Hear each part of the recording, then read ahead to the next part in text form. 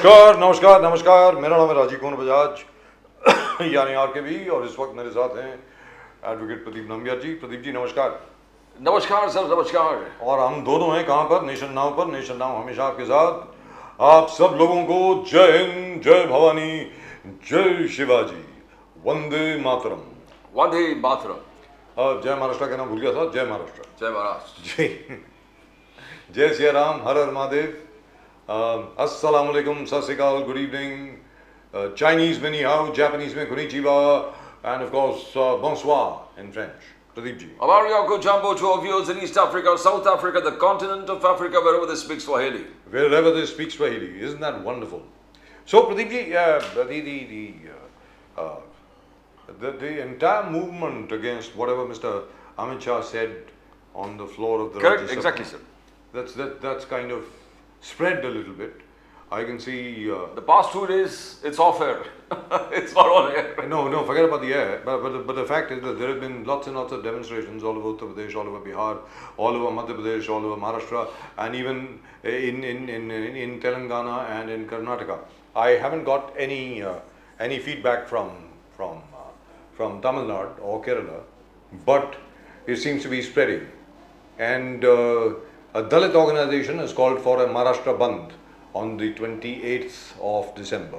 Bilkul, sir. And even Prakash Ambedkar, who's usually very ambivalent about these things, has said very, very clearly that Mr. Amit Shah should resign and he should apologize and so on and so forth, the usual rhetoric. Yes, yes.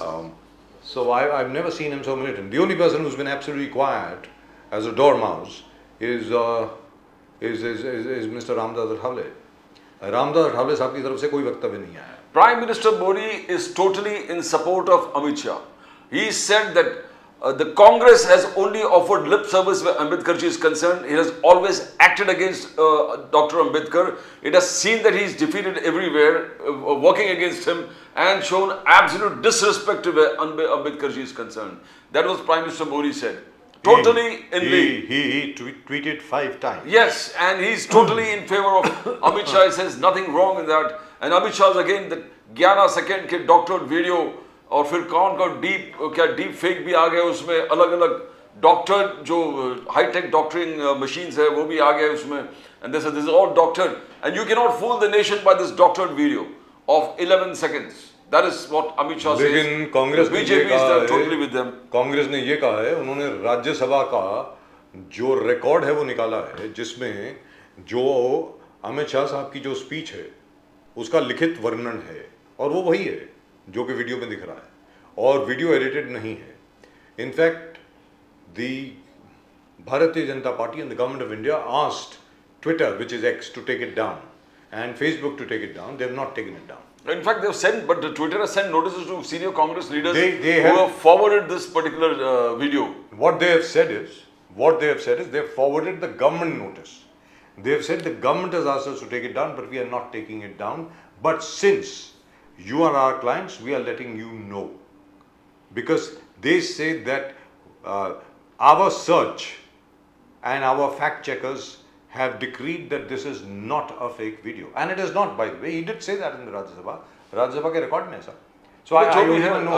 I don't even know. Very frankly speaking, I don't even know why the BJP is taking that kind of defense. Because personally, I find nothing offensive in what he said. Very frankly There was speaking. अभी sir Ambedkar बोलना इतना बड़ा leader को, it's not. It is not. It shows arrogance on your part. It definitely shows arrogance on your part. आज मैं कहता हूँ, आज ये पूरा का पूरा मसला खत्म हो जाएगा अगर आज अमित शाह जी आकर के बोल देते हैं कि भाई मैं एक लहजे में बोल गया, अगर किसी को बुरा लगा हो तो भाई मैं माफी चाहता हूँ, मामला खत्म. आज दी एंटायर वो पूरा असला जो आज की तारीख में बारूद, गोलियां, मिसाइल, जो भी आज की तारीख में ऑपोजिशन के पास है, विरोधी दलों के पास है, वो सारा खत्म हो जाएगा. सीधी बात. कल जो समाजवादी पार्टी के स्पोक्स पर्सन मनोज यादव जी से बोले कि ये जानबूझकर किया जा रहा है, BJP is doing it purposely, because जो उनको फटकार मिला है वन नेशन वन इलेक्शन में, because they polled less than the majority, 269. Their own MPs were absent. Their own MPs were absent. Sir, they have 296. Yes. 296 है उनके पास. Correct. तो at least 290 vote तो मिलने चाहिए. बिल्कुल. एटलीस्ट 4 या 5 लोग चलिए बीमार थे, कुछ थे कि नहीं आए, और ये बीजेपी के 25 लोग नहीं आए. बिल्कुल. मेरा ये कहना है, बाकी उनके allies आ गए. Yes, yes. And they have issued them notices. That's right. This is version of Samajwadi Party chief spokesperson Manoj Yadav ji. That's right. BJP जानबूझकर इस चीज को बढ़ा रहा है बिकॉज उनको लोगों को मेमोरी को इरोज करना है कि one nation one poll one election. One nation one poll और ONOP जिसको कहा जा रहा है, जैसे OROP है कि भाई किसी भी तरीके से लोग ये पूछना बंद कर दें कि बाकी आपके MP कहाँ थे. सीधी बात है. At the moment with us we have a very distinguished panel indeed. We have Mr. Sanjay Dwivedi of the Uddhav Balasaheb Thackeray Sena. He is with us. Sanjay Dwivedi ji, नमस्कार. संजय द्विवेदी जी नमस्कार. हर हर महादेव. नमस्कार नमस्कार. हर हर महादेव. जय श्री राम. जय सिया राम. हर हर महादेव. अली दरवाला साहब लुकिंग वेरी डैपर. अरे देखिए साहब, अली दरवाला साहब को देखिए, वो जो नीले रंग की उन्होंने टी शर्ट पहनी हुई है, क्या लग रहे हैं साहब. बिल्कुल ऐसा लग रहा है अभी शूटिंग करके आ रहे हैं. फर्स्ट क्लास, बिल्कुल जबरदस्त. Thank you, Rajiv sir. Thank you, Pradeep sir, and all my panelists. I wish you a good evening and Happy holidays. namaste. Assalamu alaikum. And happy holidays. Christmas is coming, New Year is coming. Fantastic. By the way, there seems to be something wrong with Mr. Ali Darwala's audio. Can we have it checked, please? And of course, our friend Dr. Dhone from Akola of the Congress. Dr. Dhone साहब नमस्कार. नमस्कार sir. नमस्कार. नमस्कार नमस्कार. तो doctor ढोने साहब, पहले आपसे शुरू करता हूं. सर, वो राहुल गांधी को धक्का वक्का मारने की क्या जरूरत थी सर? वो राहुल गांधी वो मतलब जिम्नेशियम में जाते हैं, इतनी बॉडी बनाते हैं, ही सो स्ट्रांग. अब बीजेपी वाले कहेंगे देखो हमारे प्रताप सारंगी जी, उनको आपने धक्का मार दिया, वो क्या उनकी नहीं, सिर से खून निकल गया वगैरह वगैरह वगैरह. सर क्या है मतलब, बोलिए सर. नहीं ऐसा है, प्रताप सारंगी जी ने बोला है कि राहुल गांधी ने किसी दूसरे सांसद को धक्का मारा था और वो उसके वजह से मैं गिर गया. उन्होंने ऐसा डायरेक्ट नहीं बोला कि मुझे धक्का मारा है. उन्होंने बोले किसी दूसरे सांसद को धक्का मारा है और वो सांसद के वजह से मैं गिरा हूं, ऐसा उन्होंने बोला है. उन्होंने डायरेक्ट आरोप नहीं किया है कि मुझे धक्का मारा. एक बात. दूसरी बात, राहुल गांधी को कोई ऐसा मानता ही नहीं कि राहुल गांधी ऐसा कुछ कर सकते. देखिए, वो लेडीज ने भी बोला कि वो मेरे बहुत करीबी आ गए थे और मुझे असहज महसूस हो रहा था. तो आपको एक बात बता दूं कि राहुल गांधी के बारे में पूरे देश में, देखिए, भारत जोड़ो यात्रा के दरमियान ऐसा दिखा कि राहुल गांधी किसी महिला का हाथ पकड़ते हैं, किसी के कंधे पे हाथ डालते हैं, तो मैं आपको बताता हूँ, उसका हस्बैंड, उसका पति, वो फोटो खींचता है कि राहुल गांधी ने उनकी बीवी का हाथ पकड़ा है और वो उसका पति वो उसका शूटिंग करता है, उसका फोटो निकालता है और उसके बाद में वो लेडी उसका डीपी रखती है वो कि राहुल गांधी ने मेरा हाथ में हाथ पकड़े. तो ये विश्वास लोगों को, इस देश के लोगों को राहुल गांधी के कैरेक्टर के बारे में है कि राहुल गांधी बहुत भला आदमी है. और राहुल गांधी ने अपने उनकी किसी के पत्नी के हाथ में हाथ डाला तो उसको लगता है कि वो उसको भाई, उसको बहन मान के उसका हाथ उसने पकड़ा होगा. तो इस तरह का ये लोगों के दिल में है. मैं बोलूं पूरे दुनिया में ऐसा राहुल गांधी अकेले शख्स है कि कोई लेडीज के हाथ में हाथ लेते हैं और उसका हस्बैंड भी खुश होता है, वो फोटो निकालता है और लेडीज डीपी रखती है. ऐसे दुनिया में किसी भी दूसरे आदमी के साथ मैंने नहीं देखा. डॉक्टर धोले साहब, ये विश्वास आज मोहन भागवत जी ने, आरएसएस प्रमुख ने कहा कि कॉन्स्टिट्यूशन इज सुप्रीम, संविधान से, देश संविधान से चलेगा और कोई भी मस्जिद के नीचे मंदिर ढूंढना बंद कर दो, ये सामाजिक जो है फैब्रिक को डिस्ट्रॉय करता है. तो इस मोहन भागवत जी का एक फर्म स्टेटमेंट को कैसे देखते हो आप? It's an open welcome statement. देखिए, उनके मैं इस वक्तव्य का स्वागत करता हूं. भले उनके विचार दे, अगर आरएसएस इस तरह की भाषा अगर रखेंगी तो क्या, तो फिर कोई मुद्दा ही नहीं रहेगा ना. ये तो बहुत अच्छी बात है, हम तो इसका स्वागत करते हैं. लेकिन आरएसएस ये क्यों बोलती है? देखिए, आरएसएस ने इसके पहले मोहन भागवत जी ने बोला है कि मुस्लिम जो है पहले हिंदू ही थे, इस देश के वो मूल निवासी है, इसी देश के हैं, उनके पूर्वज पहले हिंदू थे, वो अपने ही लोग हैं, ये भी बोला था. उसके बाद में वो हमेशा जो ऐसी बात करते, आज भी जब बोले उन्होंने कि ऐसा हर जगह ढूंढने की जरूरत नहीं, वो इसलिए बोलते हैं कि इस देश के हिंदुओं की मेंटेलिटी ऐसी है कि ये झगड़ा नहीं चाहते और हिंदू मुस्लिम तनाव नहीं चाहते इस देश के हिंदू लोग. तो ये आरएसएस को समझ में आता है, लेकिन भाजपा को नहीं समझ में आ रही ये बात.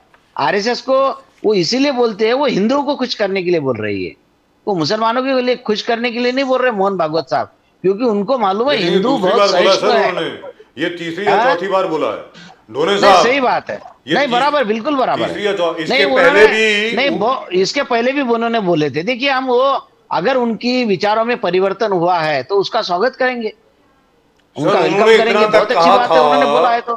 ढोने साहब, हाँ, मोहन भागवत जी ने ये भी कहा था हर मस्जिद के नीचे शिवलिंग मत ढूंढिए, सही, बिल्कुल सही बात ये है। कहा। और क्यों साथ क्यों? में आज उन्होंने ये कहा है, आज मराठी में बोला है और बहुत ही हाँ। खूबसूरत बोला है। उन्होंने ये कहा कि हिंदू और मुसलमान इकट्ठे रह रहे हैं भाई भाई की तरह 1000 साल से ऊपर से, आप उस हारमनी को तोड़िएगा नहीं। और जो लोग बिल्कुल। ये समझते हैं क्योंकि राम मंदिर बन गया इसलिए आप और मस्जिद भी तोड़ेंगे और वहां पर भी मंदिर बनाएंगे और बहुत बड़े लीडर बन जाएंगे, ये नहीं होने वाला। ऐसा मोहन भागवत जी ने कहा है। मोहन भागवत जी ने कहा है कि जहां तक राम मंदिर का प्रश्न है वो एक श्रद्धा का विषय था, बिल्कुल। वो एक भक्ति का विषय था, श्रद्धा का विषय था, वो बन गया, खत्म हो गया। अब चुप बिल्कुल सही रहिए। बात। लेकिन मैं आपसे जानना चाहता हूं ढोने साहब, इसके पहले कि मैं अली दारूवाला साहब के पास जाऊं, उसके बाद मैं संजय द्विवेदी जी के पास जाऊंगा, क्योंकि संजय द्विवेदी जी जो हैं एक ओवरऑल व्यू लेते हैं, पूरा एक भौगोलिक व्यू लेते हैं, इसलिए मैं उनके पास जाऊंगा आखिर में। और आपके बाद मैं जाऊंगा अली दारूवाला साहब के पास। आपसे पूछना चाहता हूं डॉक्टर ढोने, तो क्या हम ये समझें कि आज की तारीख में जो भारतीय जनता पार्टी है वो मोहन भागवत जी को नहीं मान रही, मोहन भागवत जी की बात नहीं मान रही ढोने साहब? नहीं, नहीं, नहीं मान रही, वो बराबर सही बात है। वो देखो, उन्होंने जेपी नड्डा साहब ने बोले थे लोकसभा के पहले, जी। उनको तो 400 सीटें के ख्वाब दिख रहे थे कि 400 सीटें आएंगी, 400 सीटें आएंगी। और अभी हम स्वयं पूर्ण हो गए हैं। अभी हमको आरएसएस की मदद की जरूरत नहीं, हम खुद के बलबूते पे मजबूत हो गए, ऐसा उन्होंने जेपी नड्डा जी ने कहा था।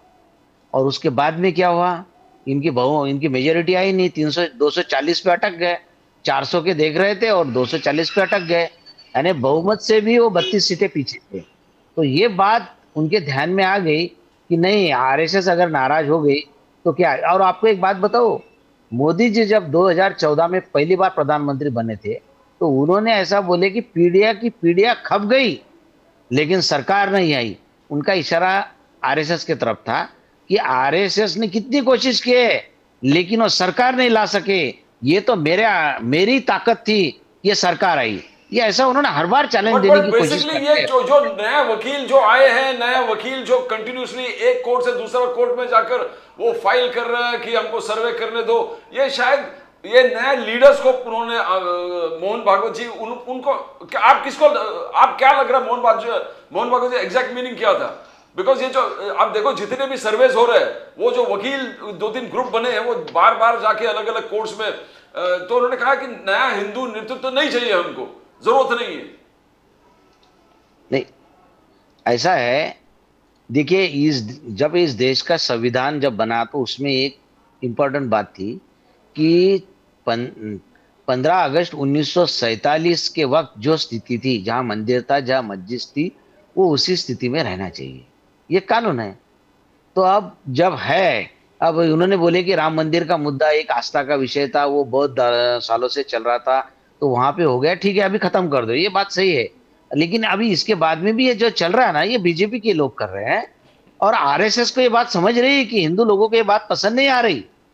इसीलिए अभी देखिए, बीजेपी को अगर मालूम रहता था कि अपने इतने बुरे हाल होने वाले हैं तो ऐसे 400 के नारे नहीं लगाते थे। लेकिन वो बहुत गलत फहमी में है, उनको पैसे का घमंड है और उनको ऐसा बहुत खुद पे ऐसा लग रहा है कि वो विष्णु के अवतार है मोदी जी, और वो भगवान ही है और वो बायोलॉजिकल नहीं है, वो खुद ही बोले उन्होंने ऐसा। चलिए एक इन वन लाइन धोनी साहब, एक लाइन। हाँ, ये जो अम्बेडकर साहब को लेकर के, भारत रत्न बाबा साहब भीमराव अम्बेडकर को लेकर के जो अभी ये मसला चला है, अलग अलग जगह पर हम देख रहे हैं जो दलित संस्थाएं हैं अलग अलग जगह पर आंदोलन कर रहे हैं। समाजवादी पार्टी ने भी आंदोलन किया उत्तर प्रदेश में 3-4 जगह पे, महाराष्ट्र में तो चल ही रहा है। 28 दिसंबर को महाराष्ट्र बंद की कॉल दी गई है, बिहार में भी हुआ है, तेलंगाना में भी हुआ है, कर्नाटक में भी हुआ है, आंध्र प्रदेश में भी कुछ छिटपुट घटनाएं हुई हैं। आपको क्या लगता है कि ये मसला अब क्योंकि पार्लियामेंट का आखिरी दिन था, अब ये मसला खत्म हो जाएगा या और बढ़ेगा आपके मुताबिक? नहीं, ऐसा है, देखिए, ये जो मसला बढ़ रहा है ये जन भावना है इसमें। देखिए, कोई भी पॉलिटिकल पार्टी कोई मुद्दा उठाती है तो लोगों का जिस मुद्दे पे सहमति है या लोग जो चाहते हैं वही मुद्दे उठाती है पॉलिटिकल पार्टियां। तो पॉलिटिकल पार्टियों को ये मालूम पड़ गया है कि बाबा साहेब के अपमान जो किया है, तो ये सिर्फ दलित समाज नहीं, बाकी समाजों में भी ये बाबा साहेब के वो मानने वाले लोग हैं।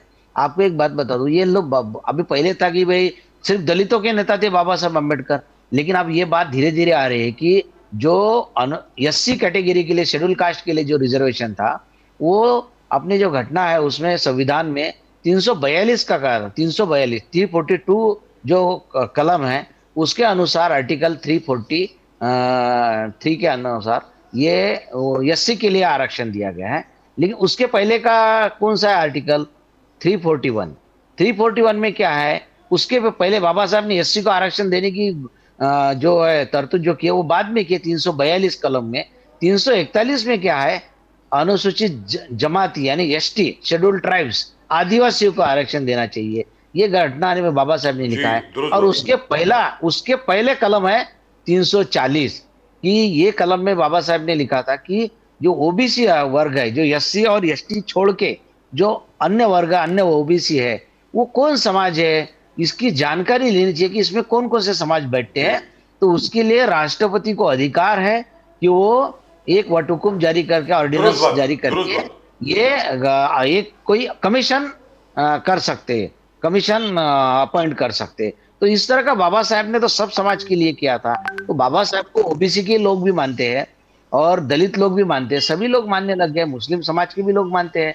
तो ये जनभावना है कि अमित शाह ने जो बोला बहुत गलत तरीके से बोला, उन्होंने कितना गलत बोला उन्होंने Right. कि So, अम्बेडकर जी, अम्बेडकर ऐसा। जी, आपकी बात आगे ये चल। I have other guests to go to also.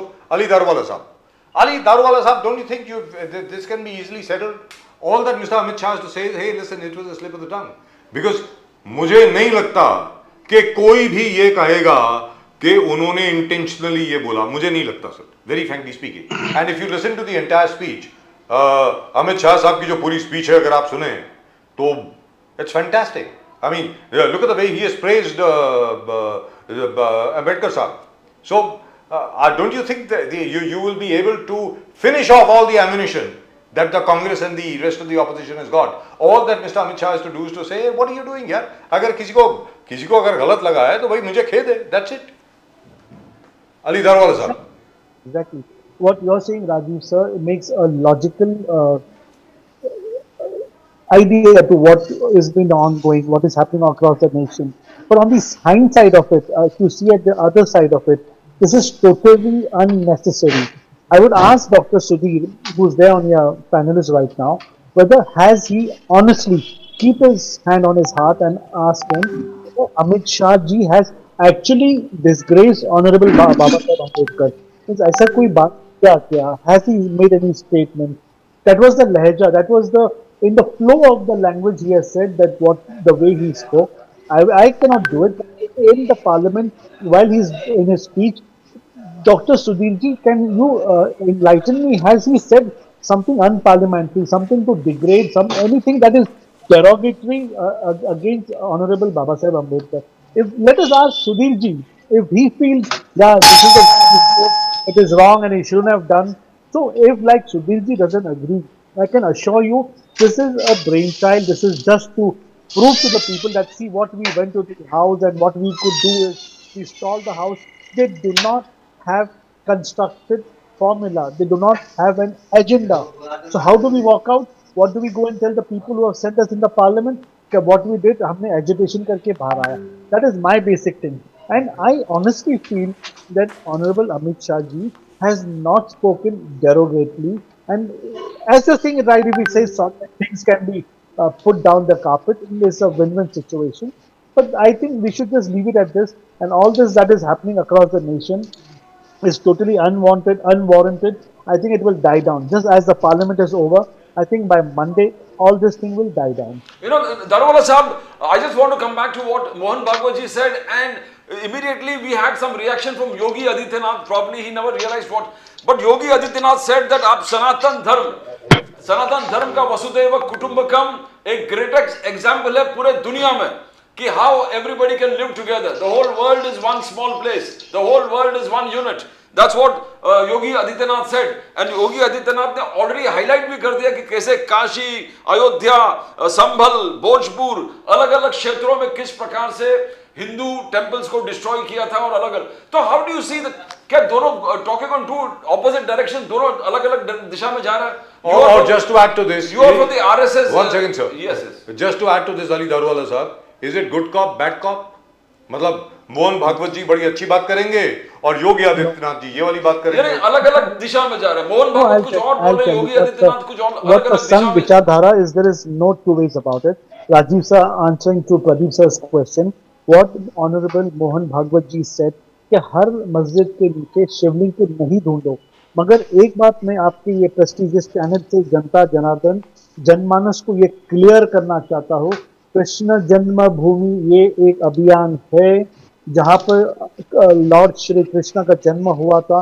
वो मंदिर मस्जिद के अंदर भर के जो किया था, that is second on the agenda. Sudhir ji भी इज अ सनातनी, ही इज अ हिंदू, वो अग्री करेंगे नहीं करेंगे. सर ये मुगलों को क्या जगह की कमी थी इंडिया में? सर 3 स्पॉट जो हैं उसके ऊपर कोई डिस्प्यूट नहीं है. अयोध्या, काशी और मथुरा, ये 3 है. इसके अलावा मोहन भागवत जी ने कहा है कि भाई बंद कीजिए, आप हर मस्जिद के नीचे शिवलिंग ढूंढना बंद कीजिए. And he has repeated that today. So why are you doing it? अब ये संभल में चले गए आप. I'll tell you, yeah, let me talk about Sambhal also. आज तक मुझे एक माइकालाल नहीं दिखा जिसने संभल के विषय में बात किया. सर संभल के अंदर हनुमान जी की मूर्ति दिखती है, वहाँ पे आप लोग हमारे भक्तों को जाने से, पूजा करने से आप लोग रोकते हैं. इसी किधर का न्याय है सर? ये क्या है? यहाँ पे सब दिख रहा है. मुझे एक सवाल का जवाब दीजिए पैनलिस्ट प्रदीप जी, आप और राजीव सर, आप भी मुझे आप सवाल का जवाब दीजिए. 900 साल मुगलों के राज में इंडिया के अंदर क्या जगह नहीं थी? क्या यहाँ पे मस्जिद बांधने के लिए आपके पास लैंड नहीं था? क्या आपने जाके सिर्फ और सिर्फ हिंदुओं को, सनातनियों को, जो उनके खिलवाड़ उनके तुमने भावनाओं के साथ किया है, जो तुमने उनके ऊपर ये मेंटल प्रेशर करने के लिए उनके मंदिरों के अंदर ऊपर ऊपर नीचे ये जो मस्जिद बनाए, सर ये नहीं चलेगा. ये मुसलमानों ने समझना चाहिए. आज भी हमारे भारतवर्ष में जगह की कमी नहीं है. यहाँ पे दिल बड़ा करके अगर हिंदुओं की किधर आस्था है, अगर वहाँ पे जो दिख रहा है सर, आंखी को दिख रहा है, संभल के बारे में एक इंसान, एक व्यक्ति, एक आदमी, सुधीर जी जैसे हमारे पैनलिस्ट जैसे आके बोलते नहीं. वहाँ पे हनुमान जी की मूर्ति देख रही है. 22 मंदिर मिले वहाँ, 22 Exactly. What is this nonsense? Means क्या चला है सर? मीन्स कोई बात करने वाला नहीं है. मुझे तो ये बात का शर्म लग रही है कि मैं एक मुसलमान होने के बावजूद ये बात बोल रहा हूँ. सर कोई भी संभल के बारे में बात नहीं कर रहा है. तो आपने तो वहां पे जाके उनको इनवाइट करना चाहिए. आइए, दर्शन करिए, पूजा अर्चना आरती करिए. ये सब बाजू रख के आप लोग खाली पॉलिटिक्स करने के लिए वहाँ पे रोक ठोक राहुल गांधी गए थे, ज्यादा दिन नहीं चलेगा सर. राहुल गांधी गए थे संभल में, दारूवाला साहब, और उन्होंने कहा कि 5 लोगों को निहत जो जिस प्रकार से मारा गया बाय फायरिंग, वो गलत था. That was Rahul Gandhi said. Akhilesh Yadav ji कह रहे हैं कि माइनॉरिटीज पे अत्याचार हो रहा है, वहां के मुसलमानों को प्रेशर दिया जा रहा है. तो how do you react to this? आपने कहा कि 28 मंदिर में से 22 अभी खोलने का प्रोसेस में. मैं मुसलमान हूँ. अगर ऐसा कोई चीज जहाँ पर यहाँ पे अत्याचार हुआ है, जहाँ पे ऐसा एक प्रेशराइज करके वहाँ पर आप मस्जिद, आपकी नमाज कबूल नहीं होती, आपने तो वहां से भाग जाना चाहिए. आपने हिंदुओं को बुला के उनका जो है उनको समर्पण करना चाहिए. भाई गलती हो गई हमारे से, हमारे पूर्वजों से गलती हो गई. ये आपका संपत्ति आप वापस लीजिए. 800 साल 900 साल जो ये पागलों ने आके किया, ये जो ड्रग मुगल होते थे, ये जो इन्होंने हिंदुओं पे अत्याचार किया, इनको क्या जगह नहीं थी इंडिया में? इंडिया में क्या लैंड की शॉर्टेज थी जो इन्होंने मंदिरों को ही टारगेट किया? क्यों हिंदू लोग बात नहीं कर रहे? आज हमारे यहाँ पे 15-20% लोग हैं, हम तो इसका स्वागत करते. मैं तो बोलता मुसलमानों ने चढ़ के ये जगह हैंड ओवर कर देना चाहिए. I agree with you, that will be wonderful. मतलब कि आज की तारीख में अगर काशी विश्वनाथ और कृष्ण जन्मस्थान जो है मथुरा में, अगर वही हैंड ओवर कर दें तो मैं बोल रहा हूँ सर, सारी सिचुएशन जबरदस्त हो जाएगी. खत्म हो गई ना सर. 6 साल तो अभी सरकार हल्की नहीं है. अभी यहाँ पे पीस लाने के लिए मैं हमारे मुसलमान भाइयों को विनती कर रहा हूँ क्या ये बात को खत्म करिए, जी। ये वाद विवाद को खत्म करिए। सर, हिंदू मुस्लिम आपस में प्यार से रहना चाहते, मगर ये कांग्रेस की ये self interested vested Samajwadi Party, ये जो हारे हुए, जो नहीं, टूटे हुए टुकड़े में बटे हुए लोग जो है ना सर, ये सो कॉल्ड जो ल्यूटिनेंट एरिया में, ये लोग पीस इंडिया में नहीं आना देखते। वो लोग दे आर नॉट कंफर्टेबल। उनकी रोटी बंद हो जाएंगी, उनकी क्या बात है दुकान साहब। बंद हो जाएंगी। Right, so let's go to Sanjay Dwivedi साहब। संजय द्विवेदी साहब, अभी अभी आपने डॉक्टर ढोने को सुना अकोला से, जनाब अली दारूवाला साहब को सुना बीजेपी के पूना से। अब आप ये सब सुन के आपके मन में क्या आता है सर, आप बताएं। आप तो उद्धव ठाकरे सेना से हैं, और सीधी साधी बात है, मुझे अभी तक याद है, मेरे सामने की स्टेटमेंट है ये। सुंदर सिंह भंडारी साहब सीनियर वाइस प्रेसिडेंट हुआ करते थे बीजेपी के, उनसे जब पूछा गया कि वो क्या बीजेपी के कार्यकर्ता थे जिन्होंने मस्जिद तोड़ी, मस्जिद शहीद करी, उनका नहीं, वो शिवसेना के होंगे, हमारे नहीं थे वो। तो बाला साहब ठाकरे ने कहा अगर वो शिवसैनिक थे तो मैं उन पर बहुत गर्वान्वित हूं, ऐसा बाला साहब ठाकरे ने कहा था। अब आप बोलें सर। बजाज जी, आप सबको नमस्कार। प्रदीप जी नमस्कार आपको। मैं इसी बात से शुरू करता हूं सर, यहीं से शुरू कर रहा हूं मैं, जो बात आपने कही है। अडवाणी जी का जो बयान आया था, सबसे पहले जो अडवाणी जी ने बयान दिया तो उन्होंने क्या कहा था कि बाबरी मस्जिद विध्वंस करने का पाप आरएसएस बीजेपी ने नहीं किया। हमने तो घटना को आतंकवादी हमला कहा था। हमारे जितने भी संगठन हैं आज तक बाबरी मस्जिद विध्वंस करना पाप समझते हैं।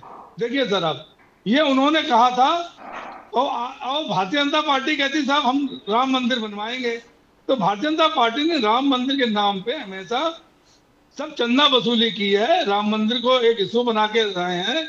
जैसे आज आप देखिए, मैं भी दारूवाला जी की बात सुन रहा था, बड़े अच्छी बात कह रहे थे, लेकिन उन्होंने आखिरी में गलत बात कही थी कि अगर जो भी मंदिर में शंकर भगवान खोजे जा रहे हैं, तो ये गलतियां जो आज मुसलमान यहाँ रह रहे हैं उनकी थोड़ी ना। ये तो मुगलों के समय में उन्होंने, चूंकि मंदिर जितने थे हमारे, चाहे राम मंदिर हो, चाहे काशी हो, चाहे मथुरा हो, चाहे जो भी मंदिर हो, उन्होंने कब्जाने का प्रयास किया, कब्जा किया उन्होंने। अब मैं घटना को बताता हूँ। अयोध्या में एक विदेशी आए थे, अंग्रेजी थे, तो वो राम मंदिर, एक बूढ़ी माता जी राम मंदिर कह रहे, हमारे आराध्य राम मंदिर, तो वो हंसी उड़ाने लगे उनकी कि लीजिए आपको कैसे पता राम आपके भगवान है। उनका बेटा एक चीज बताओ, जब तुम पैदा होते तो तुम्हारी माँ बताती है तुम मेरे बेटे हो और तुम मान लेते हो। तो हमारे पुरखे बता गए थे, हमारे दादाओं ने बताया कि राम मंदिर हमारे आराध्य है, इसलिए हम मान रहे हैं। वो शर्मिंदा हो गया इसके बाद। मैं वही बात कहता हूँ, आज जो चाहे विश्व हिंदू परिषद हो, चाहे भारतीय जनता पार्टी हो, जिस तरह का क्लेश कर रही है, या सुप्रीम कोर्ट को भी कहना पड़ा कि साहब आप इस तरह की सब चीजें जो है सेट कराना बंद कर दीजिए। क्यों कराना बंद कर दीजिए? जिससे आपस में विद्वेष हो रहा। जो हमारे मुस्लिम भाई या हमारे सिख भाई या हमारे दलित भाई या हमारे जो भी भाई यहाँ रह रहे हैं इस देश में, जब वसुधैव कुटुंबकम की हमारी ये धारा है, हम सब आपस में मिलकर रह सकते हैं, तो इस तरह करने का। आज मोहन लाल जी कुछ कहते हैं, योगी जी कुछ कहते हैं, अमित शाह कुछ कहते हैं, और हमारे मोदी जी कुछ कहते हैं। पहले क्या था सर? पहले हमारे जो अटल बिहारी वाजपेयी के समय में क्या था? अटल बिहारी वाजपेयी जो नीतियां बनती थी, जो नारे बनते थे, जो नेता था वो एक था। अब इनके यहाँ 50 तो नेता है। अब मैं दूसरी बात कहता हूँ, जी बाला साहब ठाकरे की बड़ी बात करते हैं, बाला साहब ठाकरे के बारे में बहुत कहते हैं साहब उन्होंने ये कहा। देखिए वो विचारक थे, उनका विचार भी था। वो कहते थे कमला बाई का कोठा भारतीय जनता पार्टी, और जब नितिन गडकरी मिलने जाते थे तो बाला साहब कहते थे, क्या कहते थे, ये चड्डी छाप गैंग है, उसके सदस्य हैं। ये चड्डी छाप गैंग के सदस्य हैं। ये बाला साहब ठाकरे कहते कमलाबाई का कोठा है, कमलाबाई को मगर द्विवेदी जी, आज एकनाथ शिंदे जी कुछ और कह रहे हैं। एकनाथ शिंदे जी कह रहे हैं कि शिवसेना, जो असली शिवसेना मैं जिसका लीड करता हूं, और आरएसएस का विचार बहुत मिलता है, विचार एक दूसरे बहुत तालमेल बहुत है, विचार बहुत है। एकनाथ शिंदे जी खुद शिविर में गए थे और वहां उन्होंने कहा कि शिवसेना और आरएसएस का आइडियोलॉजी बहुत मिलाप है, दोनों में बहुत मिलाप है। और आप कुछ और कह रहे हो द्विवेदी जी। देखिए एकनाथ शिंदे ने, प्रदीप जी, एकनाथ शिंदे ने क्यों शिवसेना तोड़ी, किन कारणों तोड़ी गई, उस पर बहुत ज्यादा डिबेट हो चुकी है सर। और मैं भी बहुत बार बोल चुका हूँ। तो उनकी जो आइडियोलॉजी है, अगर उनकी इतनी अच्छी आइडियोलॉजी है, तो वो बाला साहब ठाकरे कभी गुलामी का आइडियोलॉजी नहीं होती थी। वो सिंह की तरह, शेर की तरह रहे और सर बुलाते थे अपने घर में। आज जिस तरह से एकनाथ शिंदे झुककर भारतीय जनता पार्टी से गठबंधन कर रहे हैं, तो ये क्या गुलामी का प्रतीक नहीं है क्या? जो मुख्यमंत्री हो वो मुख्यमंत्री बन जाए, जो अपने विभाग मांग रहे थे वो ना मिले, मंत्री जिनको ये बनाना चाहते थे वो ना बन पा रहे हो, दूसरे मंत्रियों को बनाना पड़े, तो उद्धव ठाकरे को मैं सलाम करता हूँ, मैं सैल्यूट करता हूँ उद्धव ठाकरे को कि उन्होंने भारतीय जनता पार्टी की गुलामी सहन नहीं की। हम मर जाए कर, हमने हमारे पास 20 विधायक है, हम इनसे लड़ लेंगे, इससे 80% काम कर लेंगे, लेकिन हम किसी के सामने झुकेंगे नहीं। ये बाला साहब का पहला नाराजा था। इतने 2 लाख नौकरियां चली गई देश के महाराष्ट्र के बाद, और वो चुपचाप सुनते रहे। बाला साहब ने इसी बात के लिए एक आंदोलन किया था, जिसके कारण इंदिरा गांधी, माननीय उससे प्रधानमंत्री इंदिरा गांधी जी शिवसेना पे बैन लगाने जा रही थी, लेकिन जब उनकी मुलाकात हुई तो उन्होंने बैन नहीं लगाया। अब आइए भारतीय जनता पार्टी के बाद एनडीए गवर्नमेंट 10 साल से क्या कर रही? मैं वीर सावरकर को बात तो करती वीर सावरकर की कि ये कह रहे हैं इंदिरा गांधी ने उनके ऊपर टिकट जारी की थी, सब कुछ जारी की थी। इसके बाद क्या हुआ? इसके बाद क्या हुआ? आज अगर भारतीय जनता पार्टी को लग रहा है राम मंदिर की तरह इस आंदोलन क्यों खींचना चाहते हैं, भारत रत्न दे दीजिए। माननीय उद्धव ठाकरे ने भी मांग की है कि उनको भारत रत्न दे दीजिए, भारत रत्न नहीं देना चाह रहे। अगर उन्होंने माफी मांगी थी तो माफी की तो बात राहुल गांधी जी करते हैं। मैं कह रहा हूँ माफी की बात करते हैं ना। कोई उनको अगर गाली दे रहे हो, उनका अपमान कर रहे हो, उनका सम्मान न कर रहे हो, तो मुझे आप बता दीजिए। लेकिन क्या इनको जरा खींचना है तो भारत रत्न क्यों नहीं देतेंगे? क्यों नहीं देते? आपको क्या लगता है? आपको क्या लगता है खुद को, संजय द्विवेदी जी? क्योंकि भारतीय जनता पार्टी और भारतीय जनता पार्टी के जितने भी अनुयायी हैं वो भड़क जाते हैं बिल्कुल, जैसे ही राहुल गांधी जी आदरणीय सम्मानीय क्रांतिवीर सावरकर जी की बात करते हैं, तो फिर ये उनको भारत रत्न क्यों नहीं दे रहे? सर राहुल जी क्या है? राहुल जी ऐसा है ना सर, मैं राम मंदिर मुद्दा चला गया जी, राम मंदिर मुद्दा चला गया। ओके। इसके बाद और जितने मुद्दे उन्होंने उठाए वो चले गए। अभी वन नेशन वन इलेक्शन में देखिए एनडीए सरकार हार गई, 269 आए हैं, 269 मेजॉरिटी से भी कम, मतलब मेजॉरिटी से भी कम।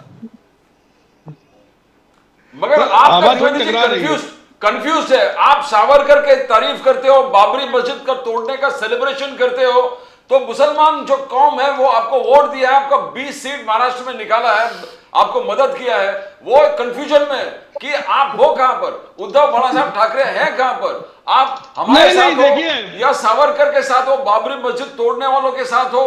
तो उलेमा काउंसिल, जो ऑल इंडिया उलेमा बोर्ड ने कहा शरद पवार जी और कांग्रेस को कि आप इनसे नाता तोड़ दो।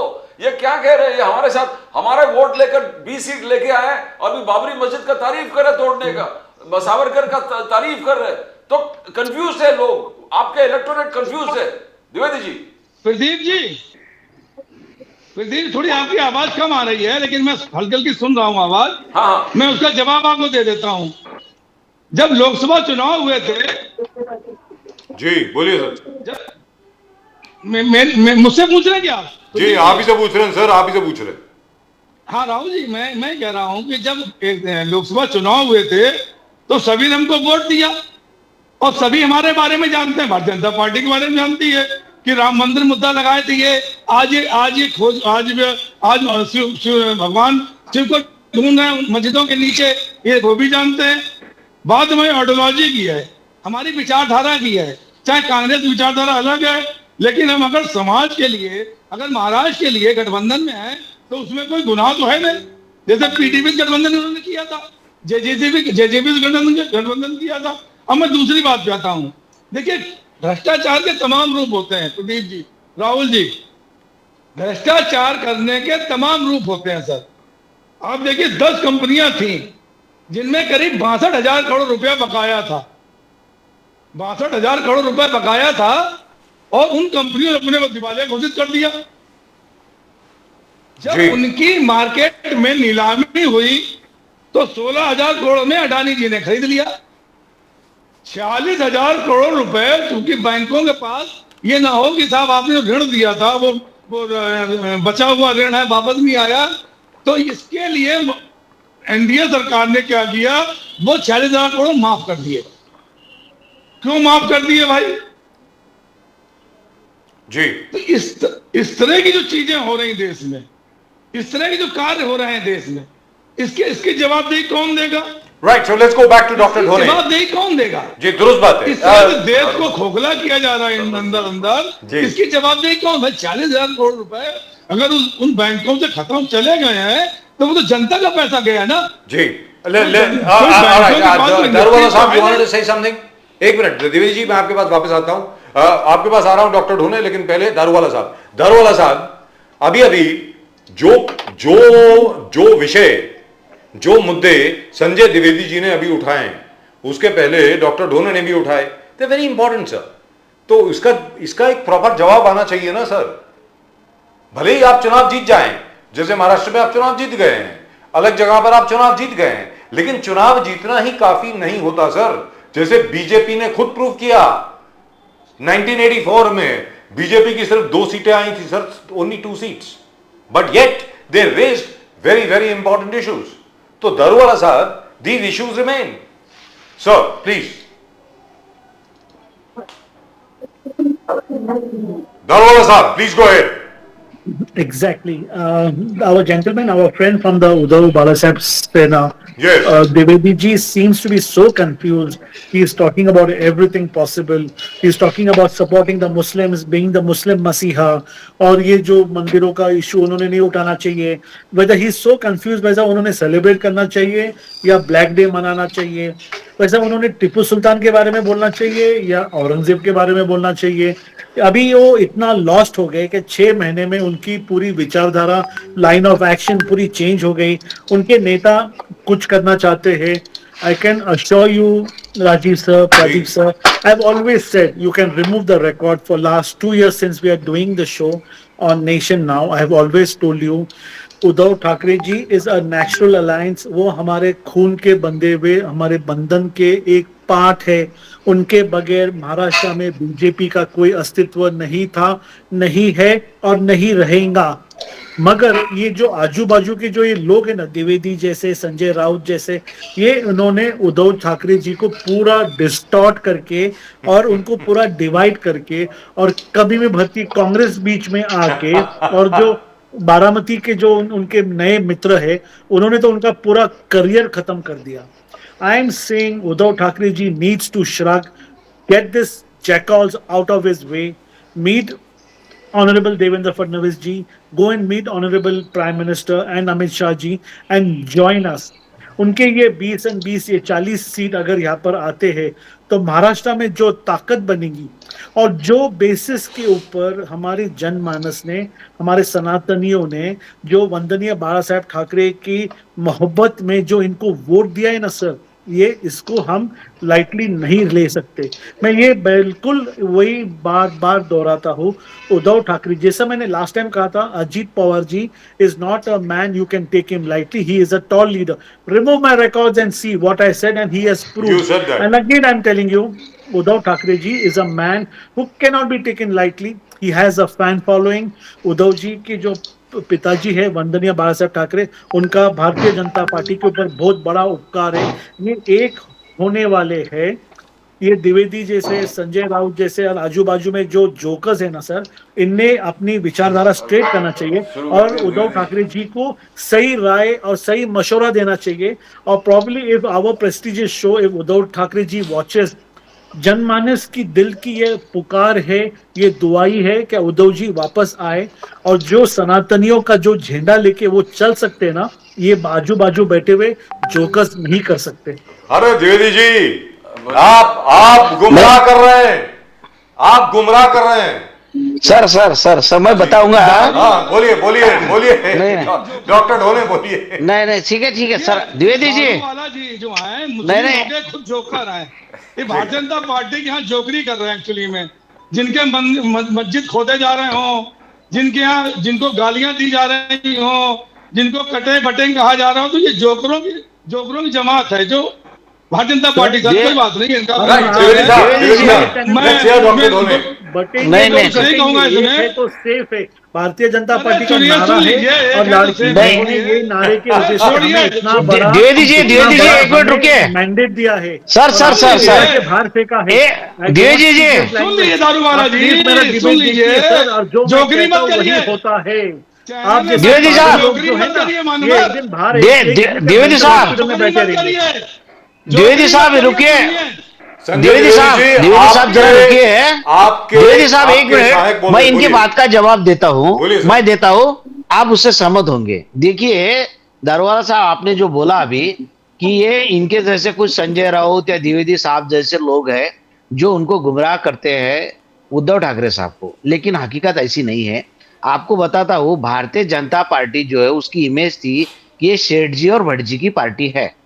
शेठ जी और भट्ट जी यानी ब्राह्मणों की और व्यापारियों की पार्टी, ऐसी इसकी इमेज थी। करेक्ट, सुनिए सुनिए सुनिए सुनिए, राजीव सर, नहीं नहीं नहीं, सुनिए सर, सुनिए, सुनिए, सर, नहीं नहीं, सुनिए। जातिवाद बराबर है, सुनिए मेरी दारोगा बात, साहब, नहीं सुनिए नहीं ना, नहीं, सुनिए, नहीं नहीं नहीं, आप जो कह नहीं रहे हो, नहीं, सुनिए, नहीं, ये सब लोग What मानते is agreeing with you? हैं, मानते हैं, अरे, सही है, दोनों ये साहब वो हकीकत agree है। कर रहे हैं आपसे। मेरी बात सुन लीजिए, डिवाइड एंड रूल यहाँ से नहीं। शुरू होता है, ये कांग्रेस के घराने से। नहीं नहीं, सुनिए सुनिए सुनिए, बोलिए, बोलिए, हाँ, देखिए सुनना ऐसा चाहते है, हैं। आपकी देखिए विचारधारा ये जो, सुनना चाहते हैं। हाँ देखिए ये जो है, ये पार्टी इस महाराष्ट्र में जो बहुजन समाज, मराठा समाज में जो भाजपा पहुंची, वो शिवसेना का साथ लेके ही पहुंची है। एक बात, बिल्कुल। आप जो बोल रहे हो कि हाँ ये हमारा गठजोड़ था, उनके हम पे उपकार है, आपने जो बोला बराबर है। तो ये सब जो है ना, भारतीय शिवसेना जो है, शिवसेना की वजह से पूरे महाराष्ट्र तक पहुंच गए।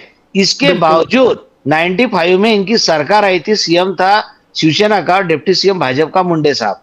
इसके बाद में 2002 में जो बीजेपी के प्रदेश अध्यक्ष थे भाऊसाहेब फुंडकर, उन्होंने नासिक में नारा दिया था कि 100% भाजपा, यानी पूरा 100% भाजपा, जी। ये उनको चाहिए था, ये उन्होंने नारा दिया था। इसका नेशनल मतलब वो पार्टी धीरे, है, सर। सुनिए सुनिए सुनिए, बराबर है, महाराष्ट्र में नहीं बोलना चाहिए उन्होंने 100%, लेकिन उन्होंने नारा दिया था 100% भाजपा। इसका मतलब हम अकेले खुद पूरे सीटों पे हम पहुंचेंगे, एक बात। उसके बाद में जैसे जैसे उनको मिला वक्त, तो 2014 में क्या हुआ, मैं आपको उसका बात बोलता हूं। जो अलायंस टूटा वो शिवसेना ने तोड़ा था। भारतीय जनता पार्टी के साथ जो अलायंस था शिवसेना का, वो शिवसेना ने नहीं तोड़ा था। वो अनाउंस किसने किया था? वो अनाउंस किया था एकनाथ खड़से साहब ने कि हमारा अलायंस टूट गया। उसके पहले की पार्श्वभूमि बताता हूं।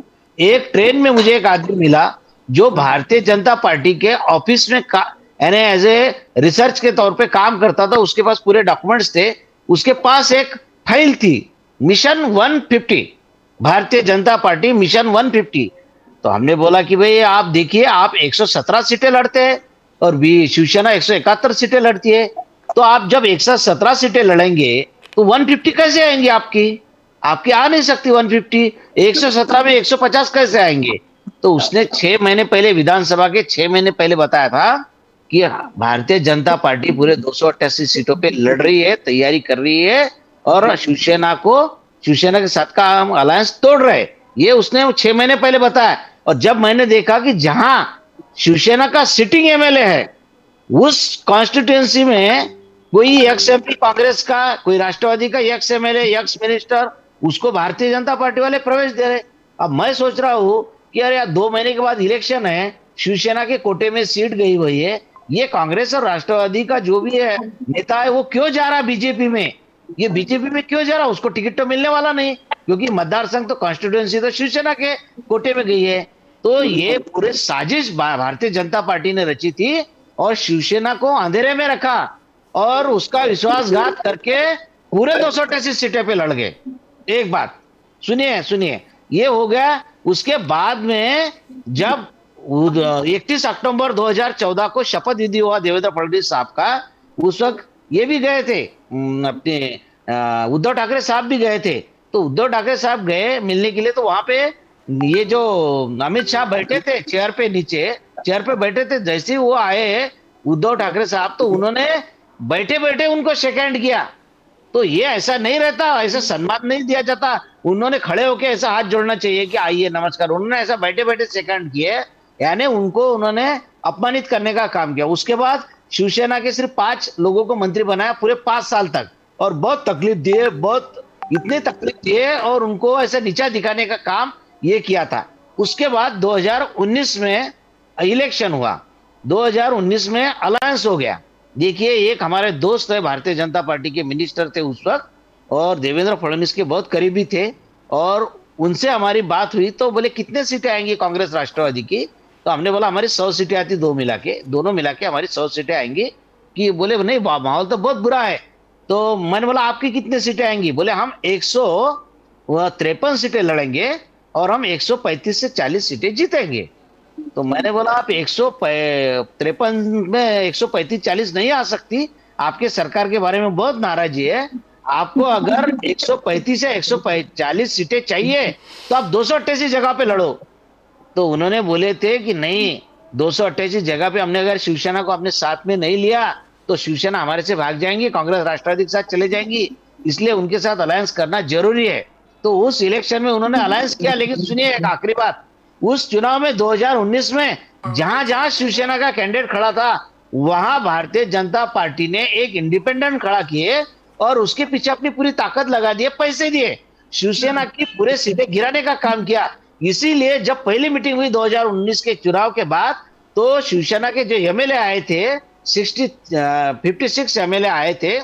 पहले इसमें तो 63 आए थे और दूसरे इसमें 56 जो एमएलए आए, तो उन्होंने बोला 2019 में 56 एमएलए उन्होंने मीटिंग में बोला कि हमको कोई भारतीय जनता पार्टी ने कोई मदद किए नहीं, उल्टा हमारे खिलाफ काम किया है। इनफैक्ट ये भी कहा जाता है डॉक्टर ढोले, वो सब एमएलए ने बोला कि अपनी पार्टी, मैं आपके पास आ रहा हूं, दारूवाला साहब आपके पास आ रहा हूं। इनफैक्ट ये भी कहा जाता है, जो डॉक्टर ढोले बता रहे हैं कि उसमें सबसे ज्यादा अग्रसर जो थे, सबसे आगे जो थे, वो आदरणीय सम्माननीय एकनाथ शिंदे साहब थे बीजेपी को अटैक करने में उस वक्त 2019 में। इनफैक्ट मंच पर, एक बड़ा मंच पर उन्होंने अपना इस्तीफा भी दिया था। बोले उद्धव ठाकरे जी मेरा इस्तीफा ले लो, मैं बीजेपी के साथ काम करना नहीं चाहता। That's what he said. That's what he said. जी सर प्रदीप जी, राहुल जी बोलिए sir.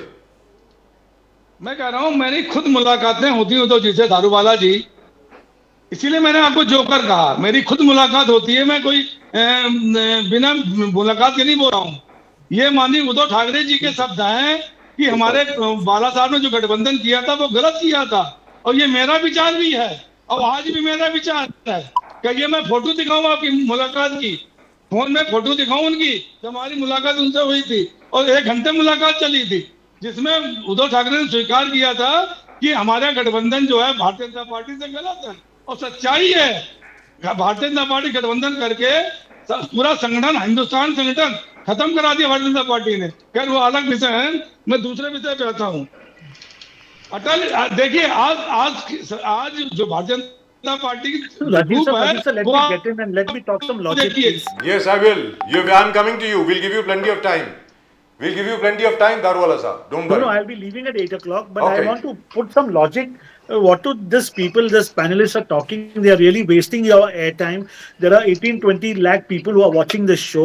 This gentleman is talking who he met in the train, what his ideology is. Congress मुक्त महाराष्ट्र है, यहाँ पर कांग्रेस मुक्त भारत होने जा रहा है। इनकी बातें सुनने के लिए सर पब्लिक के पास टाइम नहीं है। ये द्विवेदी जी जो कह रहे हैं ना, ये उद्धव जी को जो पूरा जो है ना, द्विवेदी जी जैसे लोग, मैं कह रहा हूँ उद्धव ठाकरे जी को उनका करियर खलास करने के लिए ये जो 2 लोग आके बैठे ना उनके बाजू में, ये जो कांग्रेस और ये जो अभी है इनके साथ में, मैं तो अभी नाम भी नहीं लेना चाहता ये लोगों का, बारामती से, ये सर उद्धव ठाकरे जी को वाइप आउट करने का काम। मैं तो बोल रहा हूँ, कभी कभी तो मुझे ऐसा लगता है कि शरद पवार जी ये शायद under the disguise, under the rug, weather he is working for the BJP. I always told you on your show, मुझे तो लगता है शरद पवार जी का हम जितना भी पैर धो के पानी पियो ना उतना कम है। हमारा सारा ऑपोजिशन जो है ना, शरद पवार जी 1 by 1 स्वयं खत्म कर दे। I will not be surprise if tomorrow honourable Sharad Pawar ji खत्म हो रहा है क्या? नहीं, संगठन खरीदे जा रहे हैं, संगठन खरीदे जा रहे हैं। इनका फ्रस्ट्रेशन का लेवल देखिए सर, मैं आपको कह रहा That's a new one. But that's a brilliant analysis. Ali Daruwala साहब, that's संविधान की lovely. बात करेंगे, ये मल्लिकार्जुन खड़गे ने धक्का मुक्की की बात करेंगे, ये ऑनरेबल हमारे जो वंदनीय बाबा साहेब अम्बेडकर जी So, के one बारे second, में one कहेंगे। second, Daruwala इनके साहब। पास कोई भी One relevant sentence. मुद्दे नहीं है। One sentence from you, sir, Daruwalla साहब, क्योंकि आपने खड़गे जी की बात करी और धक्का मुक्की की बात करी, सर आपसे पूछना चाह रहा हूं, कोई ऐसा हिस्सा नहीं है पूरे पार्लियामेंट के परिसर का, सदन के परिसर का जो सीसीटीवी कैमरा के अंदर नहीं है। तो सर वो जो इंसिडेंट हुआ है उसकी अभी तक सीसीटीवी फुटेज रिलीज क्यों नहीं करी है? एकदम मालूम पड़ जाएगा। अगर राहुल गांधी ने वास्तविकता में किसी को धक्का दिया, जेल भेजिए उनको। और अगर जैसा राहुल गांधी जी बता रहे हैं उनको धक्का लगा है जिसकी वजह से एक दो लोग गिर गए, वो भी क्लियर हो जाएगा। Why do you think that CCTV footage is not being released? Sir, Every because, inch, Rajiv, sir, every square one inch second, of the sir. parliament, Let me including come the to- outside let me area, come- Rajiv, is sir, under let me CCTV footage. Just हाँ बताइए sir, बोलिए। Understand, ये जो धक्का बुक्की ये कोई non starter है, इसके अंदर कोई तथ्य नहीं है। जी। ये आंदोलन में इसमें ऐसी चीज होते रहते हैं, इसके ऊपर से कोई गुना दाखिल नहीं होगा। मगर what I can tell you from his body language, they have got nothing. This is frustration. If he has pushed somebody, the police has filed an FIR, it will happen. It's just sheer waste of time, waste of nation's money. Rajiv इस जी, देश sir, के second, पैसे राजीव की जी, आप So then बर्बादी कर रहे हो। why have you filed an FIR? इनको- Why have पार्टी ने BJP? किया, उसका मैं समर्थन नहीं करता हूँ। सर, उसका मैं BJP open MPs विरोध ने करता हूँ। FIR क्यों फाइल अब किया जरा है? मेरे बारे में फाइंड आउट करिए sir, Rajiv sir, Pradeep sir से। जी। दूसरी बात मेरी बात सुनिए। बोलिए सर, बोलिए। ये देखियो सर, ये अगर जो है ना यहाँ पर आज ये स्टेट इनके हो सांसद जी चुका ने जो बयान है। दिया है उन्होंने साफ साफ कहा है कि राहुल गांधी को पीछे से धक्का आया था। जी, जी, राहुल जी। गांधी को उन्होंने जो दोनों बयान दिया है मुकेश वो राजपूत खाली जी वहाँ ने। पे मुकेश लेकिन राजपूत उन्होंने जी। स्पष्ट एक बात कही मुकेश है राजपूत कि जी। उनको जो धक्का लगा है वो धक्का राहुल गांधी न देकर जी। पीछे से उनको धक्का मारा गया था। सर, वैसे भी दारूवाला साहब मैं कहते हैं तो इसमें कह कुछ रहा दम हूँ नहीं ना, है। मेरी बात सुनिए ना। अरे, सुनिए, द्विवेदी इसमें जी, हिंदी में बात कर रहा हूँ। द्विवेदी जी, सुनिए, वैसे भी दारूवाला साहब कह रहे हैं इस बात में कोई दम सर, नहीं है। ऐसे जी, आंदोलन बोलिए। में ये धक्का बुक्की तो होती है, लोग गिरते हैं, लोग पड़ते हैं। ऊपर वाली का इतना लाख लाख एहसान है कि किसी को कोई यहाँ पे जीवन हानि नहीं हो गई। जी, जी, ये जी। नॉन स्टार्टर है। अब जनता का पैसा पार्लियामेंट में ये काम करने के लिए आपको जनता ने नहीं भेजा। आपको वहां पे बिल पारित करने के लिए, अपोज करने के लिए, अगर आप समर्थन में है तो वोट करने के लिए भेजा है सर। उसके ऊपर आप ध्यान दीजिए। चलो कोई बात बट दारूवाला साहब, यू नो, राहुल गांधी जी, राहुल गांधी जी ने कहा मुझ पर एफआईआर हो गया, मगर मैं गर्वान्वित करता हूं, it's a badge of honour. मुझे गर्व है कि मुझ पर एफआईआर हो गया, कि अंबेडकर के लीगेसी को डिफेंड करते करते मुझ पर एफआईआर हो गया। मुझे गर्व है। दोरे साहब, इसके बाद आपके पास आता हूं। राहुल गांधी जी ने कहा एफआईआर मैं गर्व से लेता हूं, it's a badge on my chest, it's a badge of honour कि मैं अंबेडकर का लीगेसी प्रोटेक्ट कर रहा हूं। सर, अंबेडकर, माननीय ऑनरेबल बाबा साहेब अंबेडकर जी का तो सब में पहले अमित शाह जी ने जान अनजाने में, मुझे नहीं लगता क्या कोई भी किस्म का अपमान किया है। वो कहने का एक लहजा रहेगा, जैसा राजीव सर ने कहा, कहने के लहजे अगर लोगों को पसंद नहीं आया, सॉरी बोल के बात उधर खत्म हो सकती। शायद संडे मंडे तक ये बात शायद खत्म भी हो जाएंगी। Thank God. मगर इसके लिए Thank God that Maharashtra will में, happen. I ये hope it देश में happens. किसी के लिए आंदोलन और पब्लिक का टाइम वेस्ट और महाराष्ट्र और इंडिया बंद करके ये जो व्हील्स ऑफ प्रॉस्पेरिटी है ना, उसके अंदर स्पोक डालने का काम मेहरबानी करके मत करिए सर। कोई अच्छे ज्वलंत मुद्दे लेकर आइए। कोई तो ये देश के जो है ना, उद्धव ठाकरे जी हमारा हाथ जोड़िए। रेसिग्नेशन मांगा है उद्धव ठाकरे जी ने, बोला अमित शाह रेसिग्नेशन दे या फिर अपोलोजाइज करे।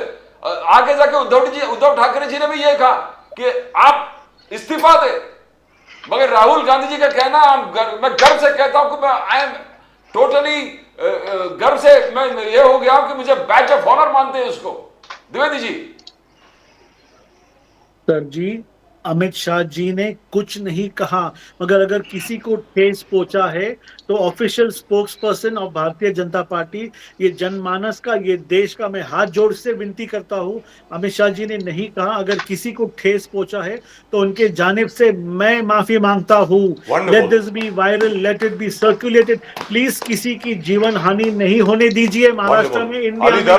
देश को चलने दीजिए। Ali Darwala Sahab, we are very proud of you. Really and truly. Wonderful. Wonderful, sir. Absolutely wonderful. Darwala Sahab, you'll wait or do you have to leave? You said you have to leave at 8. Darwala Sahab? दोनों साहब, अब इसके बाद राहुल गांधी जी ने जो गर्वान्वित हो, मैं नहीं, देखिए, कैसे बोलते हैं, बोलो दोनों साहब। नहीं, देखिए, ऐसा है कि अभी दारूवाला साहब ने बहुत अच्छी भूमिका ली है, लेकिन हकीकत में ऐसा है कि उन्होंने जिस तरह से उनका लहजा भी बोलेंगे तो ऐसा कोई बोलता नहीं। जिसके दिल में बहुत खराब भावना होंगी बाबा साहब अम्बेडकर के बारे में, वही ऐसा बोल सकते हैं। उन्होंने क्या बोले, अंबेडकर अंबेडकर अंबेडकर अंबेडकर। अरे भाई, इतने बार आप बोल भगवान का नाम लेके 7 जन्म तक स्वर्ग मिलेगा, तो ये बोले इसका मतलब आप अंबेडकर का नाम क्यों ले रहे हैं? क्यों इतना भगवान का नाम ले उससे अच्छा? तो ये उनके बोलने का। और ये स्वर्ग और नर्क की जो बातें हैं, ये तो ये मनुस्मृति की बातें हैं। सब मनुस्मृति, उनका संविधान मनुस्मृति का ही है, ये ऐसे ही है। तो उन्होंने तो पूरे, अरे उन्होंने बोलना चाहिए था, ये तो बोलता। देखिए वो कोई वीडियो, असली वीडियो है, उनका पूरा रिकॉर्ड में भी है, संसद के रिकॉर्ड में भी है। तो इस तरह से जब बोलते हैं तो उनके दिल में जो छुपी भावना है बाबा साहब अम्बेडकर के खिलाफ, वो उनके ध्यान में आ गई। देखिए ऐसे ही है, ये जो आरएसएस की स्थापना हुई थी, ये क्यों हुई थी? इनको लग रहा था कि अपना वर्चस्व कम हो गया। गांधी जी के आने के बाद ये जो आरएसएस जिस विचार की है, मनुस्मृति की विचारधारा रखते हैं कि हमारा ही राज आना चाहिए, तो उनको लगा गांधी जी तो हरिजन की बात करते हैं, तो इनको नहीं चलता। कोई दलित आदमी ने Rajiv sir, I'll have to comment. Right sir, बोलिए। सर, आरएसएस राष्ट्रीय स्वयं सेवक संघ के जी। दिल में, हमारे एक एक कार्यकर्ता के दिल में जो महात्मा गांधी जी के लिए जो आदर है, ये मैं आपके चैनल से स्पष्ट करता हूँ, वो स्थान कोई भी नहीं ले सकता। Honourable Modi ji, Amit Shah ji is in no capacity to speak anything. They will only speak in good language about Mahatma Gandhi ji, जो इंसान ने इस देश को आजादी दी। हम सब उनका नमन करते हैं, उनकी एहसान हर एक नागरिक के ऊपर है। संघ का एक प्रवक्ता होने के नाते, सुधीर जी अगर आपको मालूम नहीं है तो मुस्लिम राष्ट्रीय मंच का मैं राष्ट्रीय सह संयोजक हूँ। हमारी कोई भी मीटिंग में हम लोग ना नथुराम गोडसे का समर्थन करते। नथुराम गोडसे आरएसएस के व्यक्ति नहीं थे, हमारे मेंबर नहीं थे। जब उन्होंने देखा कि संघ में उनकी दाल नहीं गल रही, प्रदीप तो जी, वो संघ से बाहर निकल के, संघ से बाहर निकल के उन्होंने जो प्रदीप कृत्य जी। किया उसकी हम निंदा करते हैं। मेरी बात प्रदीप सुनिए, जी। एक सेकंड, बोलिए। एक सेकंड द्विवेदी जी, मैं खत्म करता हूँ। 8 बज गए सर, सुनिए ना। और दूसरी बात, आरएसएस जो है ये कभी भी महात्मा गांधी जी के खिलाफ नहीं थे। जो उनके साथ हुआ वो नुकसान ये देश का कभी भी भर के नहीं निकल सकता। देखिए ऐसा है, देखिए, उनके जो नाथुराम 10 गोडसे, सेकंड दीजिए, 10 सेकंड। बोलिए। आपकी सांसद गोडसे का गुणगान करती है, गोडसे को गाथा गाती गोडसे की। ये आपके जो अनुवादी संगठन है वो गोडसे का नाम लेते हैं और उनका मंदिर उनकी पूजा करते हैं। तो भारतीय जनता पार्टी के प्रधानमंत्री माननीय मोदी जी उनके खिलाफ कार्रवाई क्यों नहीं करते हैं? नहीं क्यों था, नहीं कार्रवाई मैं करते हैं? मुझे निषेध बता करता दीजिए। हूं। और मैं आपके बता सामने, दीजिए ना।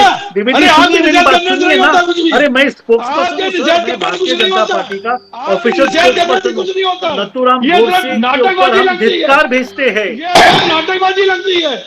सुनिए, भाषणबाजी नहीं है। भगवान में मेरी बात गोडसे सुनिए, का वायरल गुणगान करने करिए। वाली सांसद को नहीं, सुन लीजिए पहले। मैंने आपकी बात बहुत सुनी, मैंने आपकी बात बहुत देर सुनी। अब मेरी बात सुन लीजिए। संसद भवन में गोडसे गुणगान करने वाले सांसद को बर्खास्त क्यों नहीं किया गया? ये अपनी सुंदर परिषद या जो भी संगठन, मुझे नहीं मालूम, जो संगठन गोडसे का नाम लेते हैं उनके खिलाफ कार्रवाई क्यों नहीं की जाती है भारतीय जनता पार्टी की तरफ से या आरएसएस की तरफ भैया, से? तो ये सब नथुराम, ये मैं भी अच्छे साथ समझ रहा हूँ। भारतीय जनता पार्टी के साथ मैं भी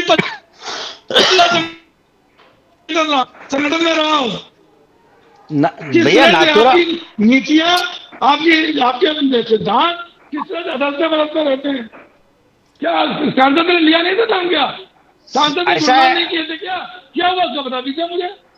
दोनों साहब बोलिए। द्विवेदी साहब देखिए, वो नाथुराम गोडसे के भाई ने कहा है कि वो आरएसएस में थे। नाथुराम गोडसे आरएसएस में थे, मेरे पास किताब है। उन्होंने बोला था कि वो आरएसएस में थे, वो आरएसएस के कार्यकर्ता थे। जी, गोपाल गॉडसे जी ने बोला था। गोपाल गॉडसे जी ने बोला था। हाँ, बोला था। मैंने कहा लोकसभा के अंदर, लेकिन वो छोड़ दिया था और उसके बाद वो हिंदू महासभा में गए। सर, नथुराम गॉडसे जी ने आरएसएस छोड़ दी थी और उसके बाद वो तकरीबन 7 के 8 साल, आखिरी उनकी जिंदगी के आखिरी 7 से 8 साल हिंदू महासभा में थे। आरएसएस हाँ, बराबर। मैं दूसरी बात कर रहा हूँ बजाज जी। सर, आप साध्वी प्रज्ञा सिंह जी की बात कर रहे पूछ रहा हैं। हूँ। सर, साध्वी प्रज्ञा सिंह जी ने, मैं पूछ रहा हूँ, लोकसभा में एक सांसद बोला। भारतीय जनता पार्टी करेक्ट, की कहा। गोडसे गुणगान करती है, करा। उस पे भारतीय जनता पार्टी ने कार्रवाई क्यों नहीं मोदी जी ने कहा था मैं कभी माफ नहीं करूंगा, मोदी जी ने कहा था मैं कभी माफ नहीं करूंगा, और उनको फिर टिकट नहीं दिया सुनिए गया। ना द्विवेदी जी, मेरी बात सुनिए ना। जी बोलिए डरवाला साहब, अब मैं आप बोलिए। निषेध करता हूँ, वो सांसद का निषेध करता हूँ, उसे टिकट नहीं मिला, उसे जी। शिक्षा मिली, उनके साथ जो किया वो सारे देश ने देखा, वो क्या काफी नहीं है? आप ये जो वेनम, ये जो वेश है, ये जो एक बुराई है, ये प्लीज मेहरबानी करके इसे फैलाना बंद करिए। सुशिक्षित लोग, पैसे वाले लोग, मतलब आप गरीब कहें लोग मैं ये जोकर, सारे हम चैनल बनाना देखते बंद कर हैं दें। सर। नहीं सुनिए आप मेरे कहें बात उद्धव जी वहां को संग आ सर, जाए तो उनकी सुनिए पार्टी ना। तोड़ी क्यों थी? नहीं सर, दारूवाला जी, सुनिए। मैं एक बात पूछता हूँ आपसे, तो पार्टी क्यों तोड़ी थी? अगर उद्धव जी से इतना प्रेम था आपको, इतने एहसान मंद थे अगर बाला साहब के, बाला ठाकरे के, तो पार्टी क्यों तोड़ी थी आपने? पार्टी क्यों तोड़ी थी? अब पार्टी तोड़ने के बाद अब आपको लग रहा है कि नहीं उद्धव जी महासंघ में नहीं है, तो मामला सही नहीं जम रहा है। पार्टी क्यों तोड़ी सबर थी? करिए, एक नाथ शिंदे अपने आप सबर नहीं आ करिए। गए। दारूवाला साहब बताएं क्यों तोड़ी पार्टी आपने? करिए, एक 50 सेकंड, करोड़ बस मैं जी बोलिए बोलिए दारूवाला साहब बोलिए खुशखबरी- प्लीज। एक खुशखबरी मिलेगी, आपको खुशखबरी मिलने वाली है। उद्धव जी को जो अरे है प्रधानमंत्री सूझबूझ को जो है, खुशखबरी नहीं सर सुनिए ना प्लीज, आप समय पहला ये जो चिल्लाना बंद करिए, शायद इसकी वजह से उद्धव जी को अच्छी बातें सुनाई नहीं देती। हाँ, आप बोलिए जैसे सर। लोग जो है ना सुबह से जो ये स्पीकर लेके चालू होते हैं ना, प्लीज बंद करिए सर। सर आप बोलिए ना सर, दारूवाला साहब बोलिए। मैं जानता सर अच्छी खबर क्या मैं है? जानता हूँ सर, गुड समझिए न्यूज़ क्या है? बताइए ना। आप जिसको रिप्रेजेंट कर रहे पार्टी क्यों तोड़ी थी? द्विवेदी, सुनिए ना, सुनिए मेरी बात तो सुनिए दारूवाला सर, सुनिए जी। ना। सर उनको बोलने तो दें, द्विवेदी जी उनको बोलने तो दें। आप मेरी बोलिए बात सुनिए सर, पहले। आपने पार्टी क्यों तोड़ी? पहले मेरी सुन लीजिए सर, आपने पार्टी क्यों तोड़ी? शाह जी ने, देवेंद्र फडणवीस ने शिवसेना क्यों तोड़ी? करेक्ट, तो क्यों तोड़ी? मैं पूछ रहा हूँ आपसे। अब आप बताएं सर, आप दारूवाला साहब तोड़ी आप आपने। बताएं, अब आप बोलिए सर। आपने 50 टाइम पूछा, मैं अभी एक टाइम बताऊं आपको। जी बोलिए सर। ऑनरेबल एकनाथ शिंदे जी ने जो एमएलएज लेके जो उन्होंने हमारे पार्टी में प्रवेश किया, उन्हें लगा क्या यहाँ पर जो काम हो रहा है, जिसके बाजू में, जिसके मांडी को मांडी लगा के उद्धव जी बैठे हैं, अगर इनके साथ अगर हम बैठेंगे तो ये पार्टी, एक सेकंड, लेट मी फिनिश। तो जो आपने उनको जो जाली की टोपी पहनाई ना, आपने जो उद्धव जी को जाली की टोपी पहनाई, सर ये सच्चे शिव सैनिक, ये जो आनंद डीके जी के जो पुत्र जो है, जो उनके जनमानस, उनकी जो दिल के हृदय के जो हीरो है, उनसे ये सारी चीजें देखी नहीं गई। उद्धव जी को ये बात रियलाइज हो गई। मेरे बात का आप वो आनंद मेरी घंटा मेरे बात का बहुत सुंदर, ये भी सही, वो भी सही। कांग्रेस वालों ने नहीं, टोपी आप पहना रहे हो हमको। हिप्नोटाइज किया, उनको नहीं, जो गुमराह किया, टोपी सर, कौन ये पहना रहा आपने है? कांग्रेस वाले को पूछना अरे चाहिए। छोड़िए, आपने गुमराह हमारे बोल रहे उद्धव हैं। ठाकरे जी के अभी ऊपर एक क्या बार जादू संजय गुलशन किया? करके आप पूछिए ना सर, आप मुझे बता पूछिए रहे थे ना। आप। इतनी नहीं, 35 टोपी आप years मुझे की जो पहना रहे विचारधारा थे। है, इतना जो शिव बंधन, वो छोड़ के आपके साथ क्यों आए? आपने ये जवाब देना चाहिए। आप उल्टा मेरे को पूछ रहे हो सर। आप ऐसा अरे क्या क्यों मिला जब आपको आपने कांग्रेस 50 के धोखे साथ? दिया, आपको ऐसा CBI, क्या मिला ED कांग्रेस के लगा साथ? दी उनके इसके पीछे। बाजू में क्यों आप नहीं कुर्सी आएंगे पे भाई? कुर्सी लगा के बैठे हो सर। आप क्यों खाली नहीं चिल्ला रहे आएंगे हो, आपके भाई? पास बात करने के लिए कोई मुद्दा नहीं है द्विवेदी नहीं, जी। नहीं, आपका मुद्दा आप है। मेहरबानी करके अभी आप उद्धव जी की पढ़ाई रेट्रोस्पेक्ट कर रहे करिए, थे। घर जाइए, सोचिए, ठंडे पानी से अरे मैं घर नहाइए पे ही हूँ, और आप टेंशन सोचिए ना लो, आप ये घर देश जाइए, को आप बरकत टेंशन मत करने लो। के लिए तो मोदी जी के विकसित भारत बनाने में दारूवाला आपका क्या साहब, योगदान मेरा हो एक सकता प्रश्न है आपसे, चलते चलते ये भी बता दें सर कि उद्धव जी वापस बीजेपी के साथ कब अलायंस कर रहे हैं, ये भी बता दीजिए प्लीज। दिलीप जी सर, जवाब प्लीज। दीजिए ना, आपके पास अगर है तो। सर आप बताइए सर, कब आ रहे हैं वापस? अभी मीटिंग जो हो गया, देवेंद्र फडणवीस जी को मिले थे उद्धव जी, तो बहुत सर्कल में चर्चा हो रहे थे। आज आदित्य ठाकरे जी मिले, स्क्रीन पे उसके बाद देखिए, मैं स्क्रीन पे बताऊंगा। देखिए सर। आज आदित्य ठाकरे जी मिले। So Uddhav ji is coming back. You've been saying this now for the last I think 8-9 months. Yes. 8-9 महीने से दारूवाला साहब ये बोल रहे हैं कि उद्धव जी वापस आएंगे बीजेपी के साथ और कांग्रेस को आज आज बता छोड़ेंगे। दें, आज बता दें। तो ढोले साहब, दारूवाला साहब ने तो आपको विलेन बना दिया, कह दिया कि आपकी वजह से आप लोगों ने पता नहीं क्या भर दिया कान में उद्धव जी के, पहना दिया उद्धव जी को, तो जाली की टोपी पहना दिया। तो आपने जाली वाली टोपी पहना दी, तो मतलब अब नमाज पढ़ना बाकी है, वो भी पढ़ ले। अगर यहाँ पर आएंगे तो मैं साथ में ही रहते, उद्धव जी का घर साथ में ही, बुला लेता हूँ उनको, मैं हमारे साथ नमाज भी पढ़ ले। तो सर डोने साहब आप बताइए। दोनों साहब, आप अपना पार्टी को भी संभाल लिया, विजय विदर्टीवार का बहुत चर्चा चल रहा है। यार सर, नाना पटोले जी की भी बहुत चर्चा चल रही है, कहीं ऐसा नहीं तो नहीं, नहीं है कि ऐसा आपके ऐसा लोग जा कुछ रहे हैं नहीं होने बीजेपी वाला। में? नहीं, ऐसा कुछ होने वाला नहीं है। और देखिए, जिस तरह से इनके खिलाफ इन्होंने षड्यंत्र किया, भारतीय जनता पार्टी ने उद्धव ठाकरे साहब के खिलाफ में शिवसेना को तोड़ा है, तो मुझे नहीं लगता है कि उद्धव ठाकरे साहब इनके साथ में आएंगे। क्योंकि क्या है, एक है कहावत रहती है कि आजमाए को क्या आजमाना।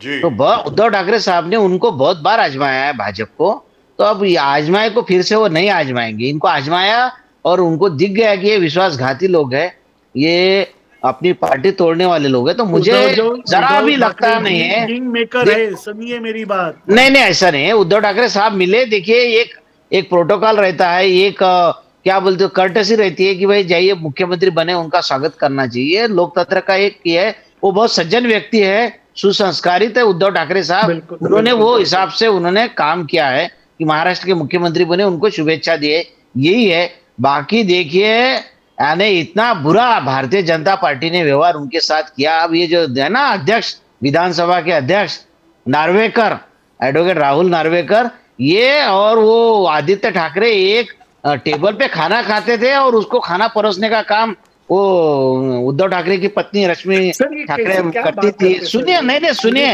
अरे ये ये सब इतना बातें प्रेम, स्क्रीन पे नहीं नहीं नहीं करते, नहीं सर। नहीं, स्क्रीन में क्यों नहीं करेंगे? सर, 22 उनको लाख इतना लोग नहीं आपका शो नहीं देख रहे हैं, नहीं, सर। उनको सुनना, लोगों को दिखने दो ना आपने कि ट्रेन कैसे में क्या गद्दार देखा, लोग यहाँ पर क्या हैं। देखा, देखिए, सुनिए, नहीं बंद करिए सुनिए, यार ये सब बातें। इनको इतना प्रेम दिया, फिर भी इसके बाद भी इन्होंने धोखा किया शिवसेना के साथ। ये पूरे महाराष्ट्र को मालूम पड़ना चाहिए कि एक साथ में खाना खाने वाले लोग भाग गए, छोड़ दिया उन्होंने, गद्दारी की शिवसेना के साथ।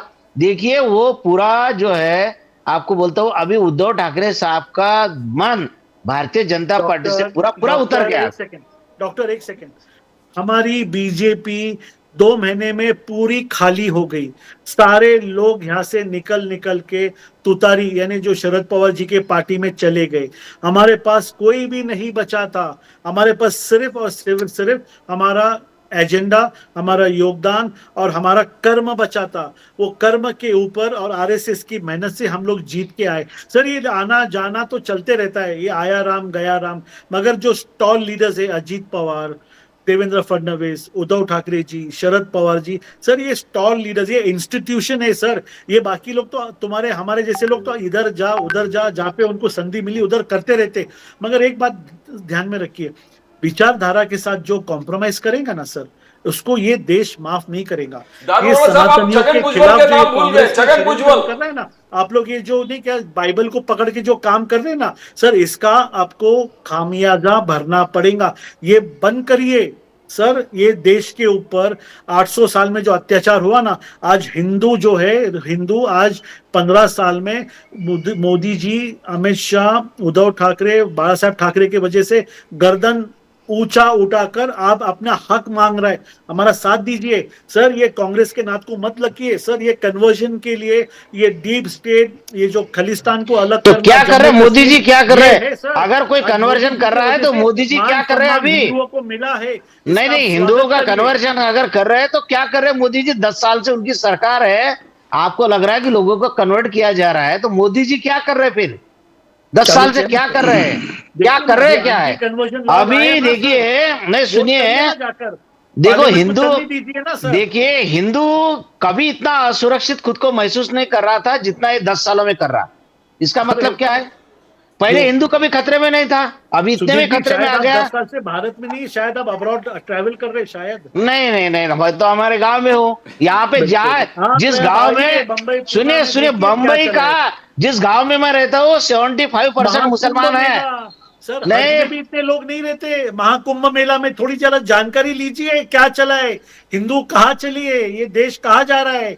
सर सुनिए, 2047 तक के विकसित भारत, सर्वश्रेष्ठ भारत, भैया रुपया देखिए, डॉलर के, सुनिए ये देश कहाँ जा रहा हूँ मैं आपको 1 मिनट में बताता हूँ। मोदी जी ने, सुनिए सुनिए, नहीं नहीं नहीं नहीं नहीं, क्यों कहाँ जा रहा है देश बताना चाहिए ना। नहीं, देश कहाँ, देश देश दारोवाला साहब, बहुत बहुत शुक्रिया आपका। आपने 2 या 3 चीजें बहुत जबरदस्त बोली। नंबर 1 कि उद्धव ठाकरे जी बीजेपी के साथ वापस अलायंस में आएंगे। I will hold you to your word.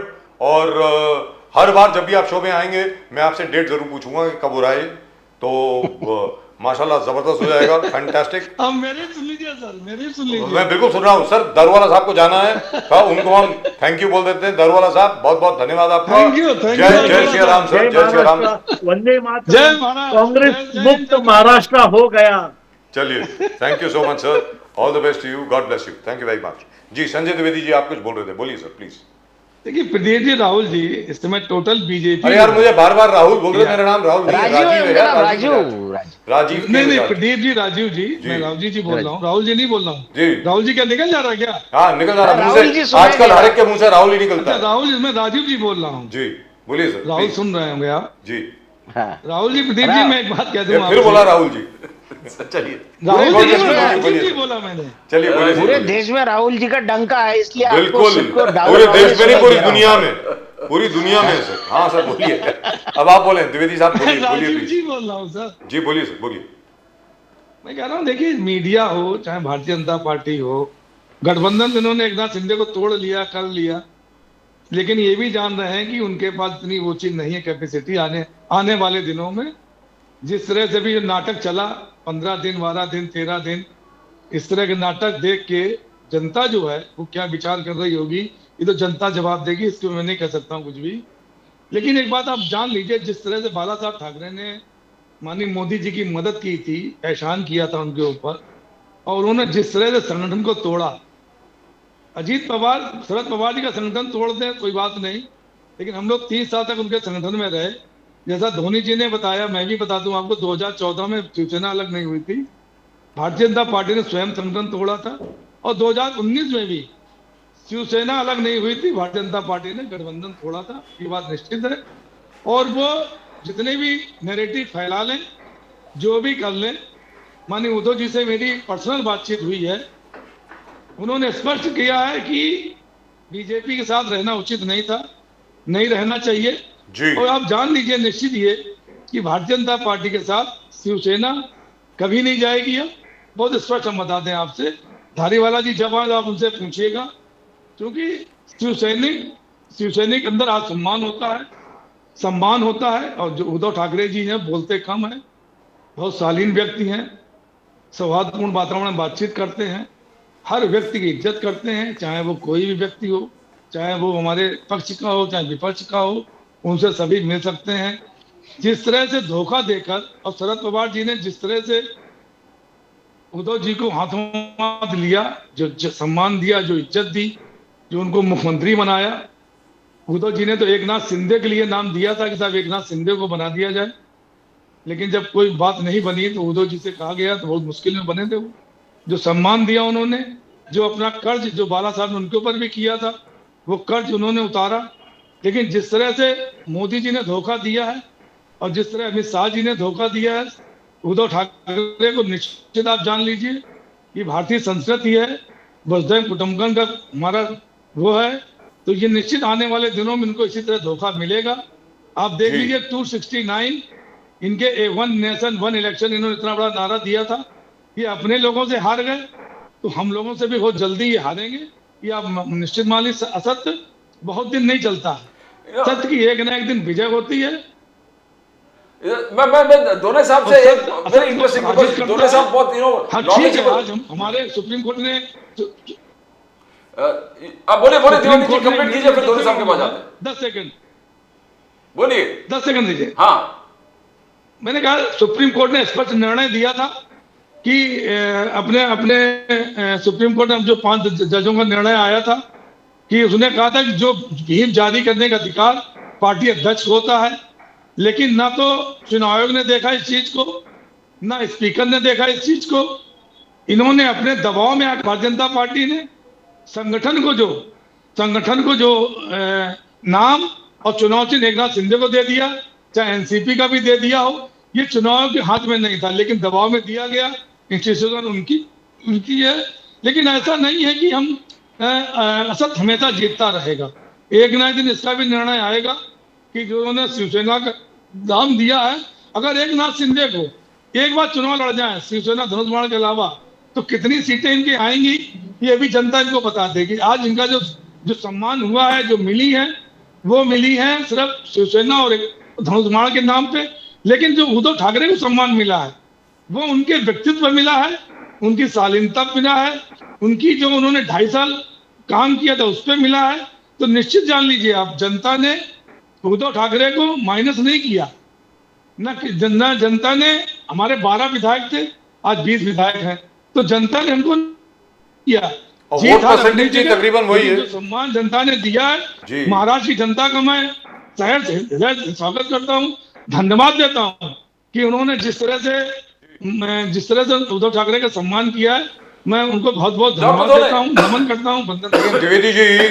Dwivedi ji यहाँ पर एक बात मैं कहना चाहूंगा, और ये हमारे दर्शकों के लिए भी है, और ये तीसरी बार बोल रहा हूं मैं इस शो पे। उद्धव ठाकरे सेना को जो वोट परसेंटेज मिला है वो तकरीबन शिंदे साहब की जो शिवसेना है, अभी आधिकारिक शिवसेना है जो है, उससे सिर्फ 3% कम है। इनफैक्ट 2% कम है। वो 12.5% पे है, ये तकरीबन 10% पे है। तो it is almost the same. और कई जगह तो ऐसा है कि कहीं 500 वोटों से हारे हैं, कहीं 1000 से, कहीं 2000 से, कहीं 2500 से। तो उद्धव ठाकरे जी के लिए कोई ज्यादा मुश्किल नहीं होगी, वेरी फ्रैंकली। अगर आज आप अपनी पूरी जितनी भी शिवसेना शाखा हैं, बाकी सब हैं, बाकी जो पुराना नेटवर्क, अगर आप रीएक्टिवेट करते हैं तो उद्धव ठाकरे जी वापसी जरूर करेंगे, इसमें दो राय नहीं है। What you were saying Pradeep, please. दोरे साहब आपसे पूछना था, इंटरेस्टिंग कमेंट है। बीजेपी बार बार एडविना माउंटबैटन लेटर्स और नेहरू जी के लेटर्स के बारे में जिक्र कर रहा है। 51 बॉक्सेस सोनिया जी ने गायब कर दिया है, ये नेशनल ट्रेजर है।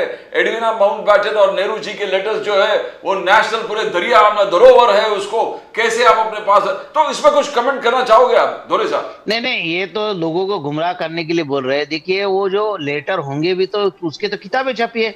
मुझे तो ऐसा मालूम पड़ा, उनकी जो लड़की है एडविना की, उन्होंने किताब पब्लिश की है, उसमें उन्होंने कुछ बातें लिखी है। तो उसमें वो तो जग जाहिर है, उसमें छुपाने के जैसा ऐसा क्या है कि वे बहुत गंभीर बातें है, कुछ ऐसा है? ऐसा तो कुछ नहीं है।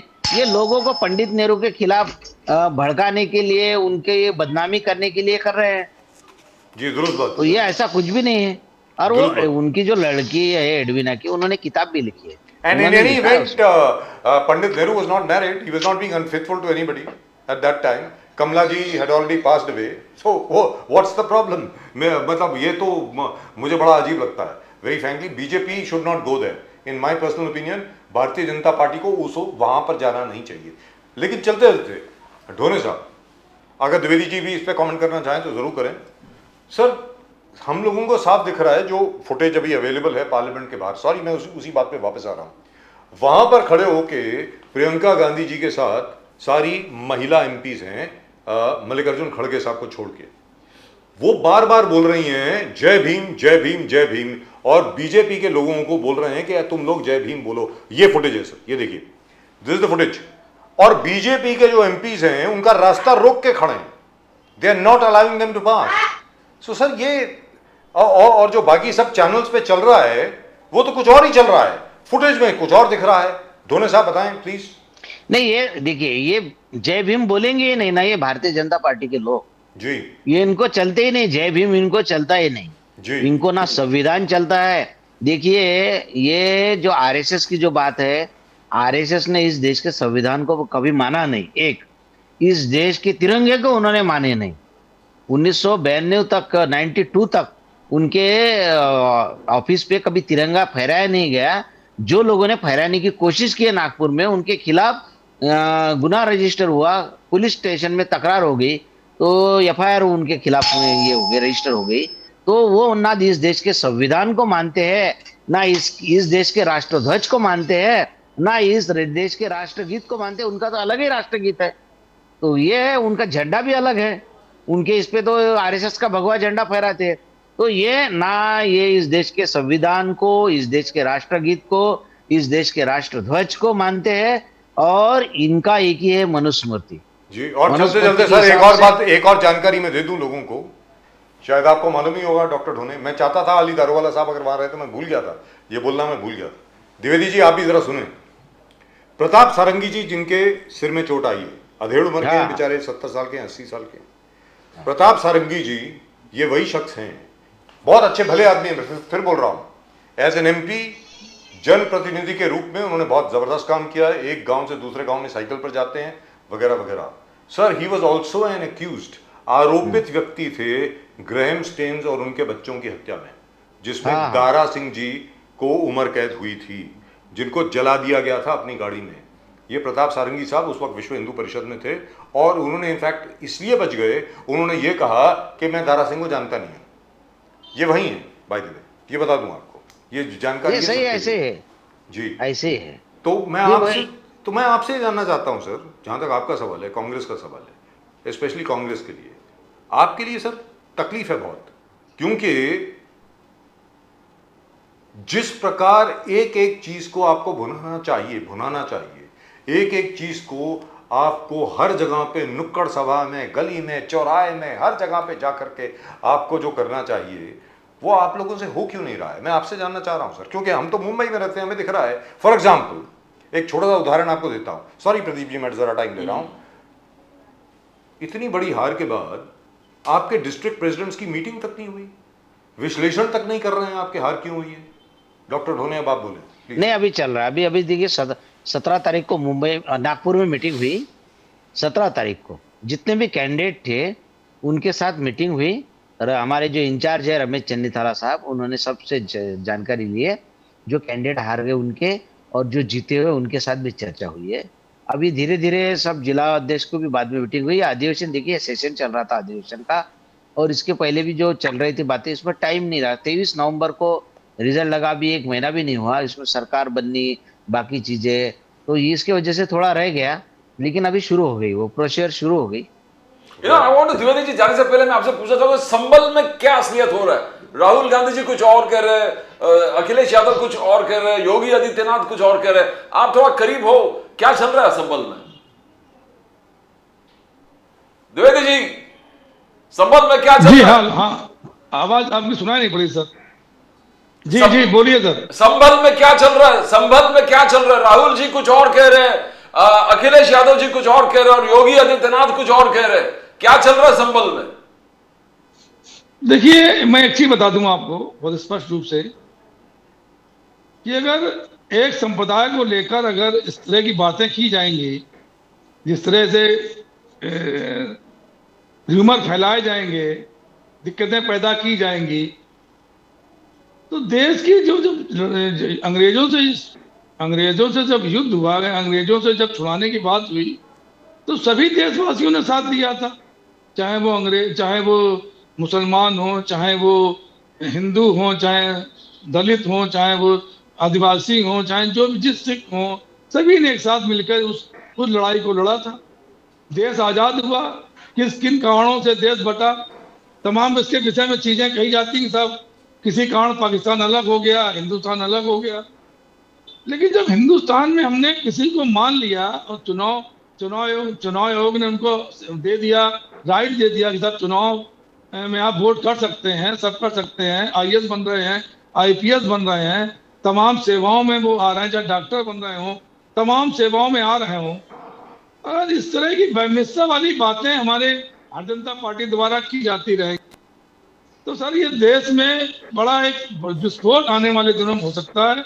मैं बार बार कह रहा हूँ, जिससे दिल्ली चुनाव में क्या हुआ आपने देखा होगा, निरंतर वहां विस्फोटक बातें की जा रही थी। आखिरकार उसकी परिणति क्या हुई कि 3 दिन हमारा दिल्ली जलता रहा।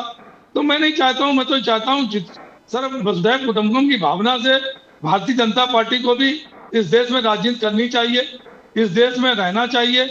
सभी आज जो महंगाई बेरोजगारी है, आज जो महंगाई डॉलर के दाम जो 85 रुपए हो रहे हैं, आपकी महंगाई किस जगह पे जा रही है? 85 रुपए डॉलर के दाम हो रहे हैं, जिसके लिए कहते थे साहब कि अगर डॉलर का दाम बढ़ता है तो देश प्रधानमंत्री का सम्मान गिरता है, तो यहाँ प्रधानमंत्री का सम्मान भी नहीं गिर रहा, क्योंकि आपने एक बात अभी कही थी कि वो जीत जाते हैं चुनाव जीत जाते हैं और जो मेन मुद्दे हैं उनके बारे में भूल जाते हैं। अगर विपक्ष कह रहा अडानी की या सेबी के अध्यक्ष की जांच होनी चाहिए, तो जांच करवाने में क्या दिक्कत है? मैं नहीं समझ पा रहा हूँ। इस तरह की बातें हैं। अम्बेडकर के बारे में अगर आपने नहीं कहा तो आपने इतने बार नाम क्यों लिया?